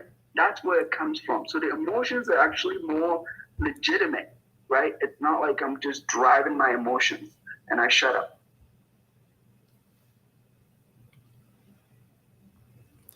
I love your passion, Mutasco. I love how you bring clarity around so many aspects that can connect the world, but we have to move. We have to move on specifics like cryptocurrency, right? It's interesting. When I was relocated to this area, Mutasco, from North Carolina, I spent some years in the North Carolina area in that territory. My performance in that territory allowed me to take on the challenge of a lifetime for one of the largest corporations in the world.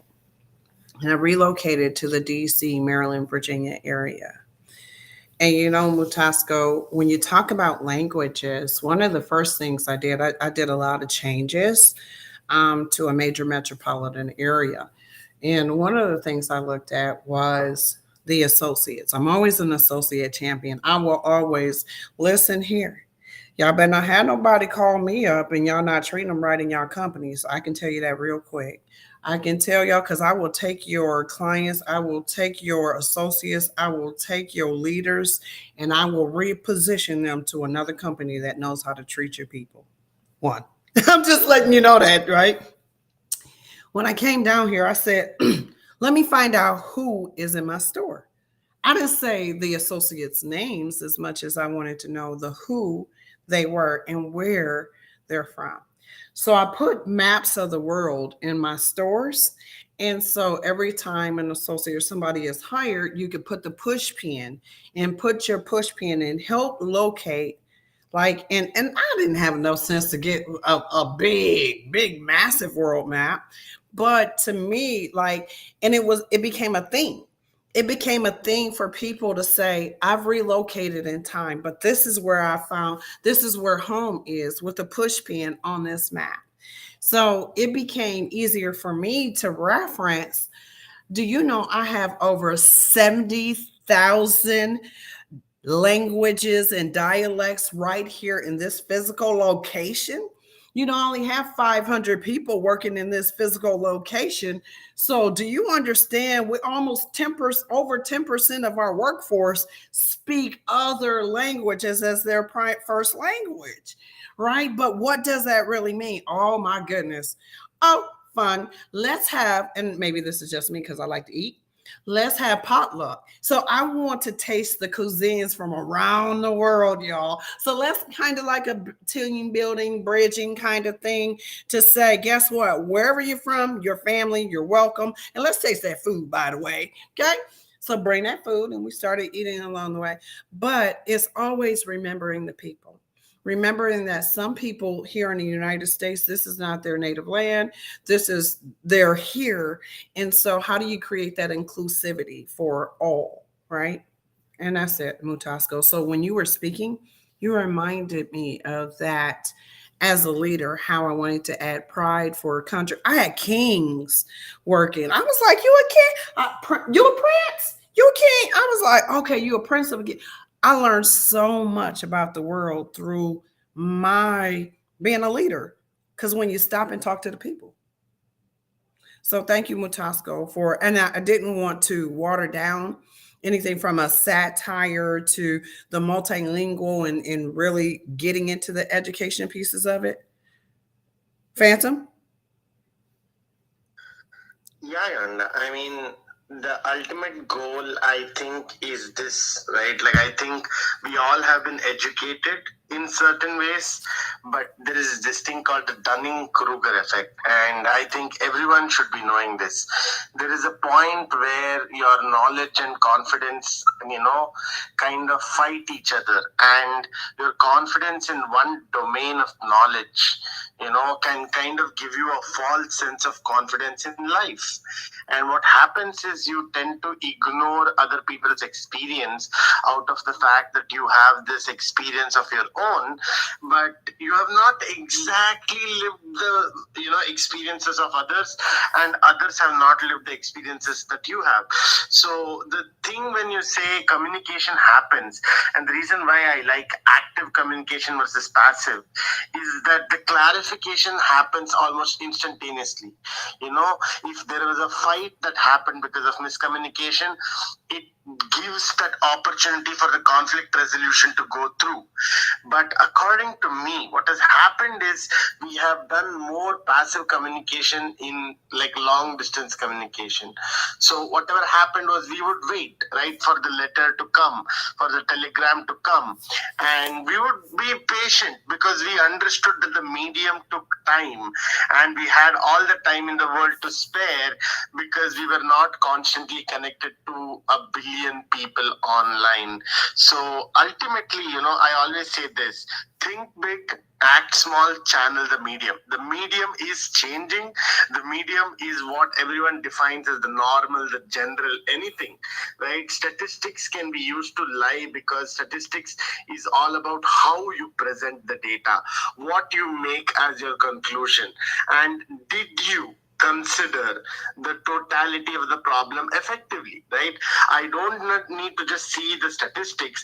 I actually need to see the research methodology, right? That is ultimately where the papers get peer reviewed. But people don't realize that. People look at the statistics and people try to make some like semi-contextual scientific analysis, and that is where the misunderstanding and the misinformation comes. And as people propagate it, it becomes disinformation because now there is someone who's utilizing this, wave of misinformation for their own profits. They're hiding behind this information just so that, they're like, oh, can I take advantage of people? When they're getting misinformed, can I take advantage? Now that is what I dislike.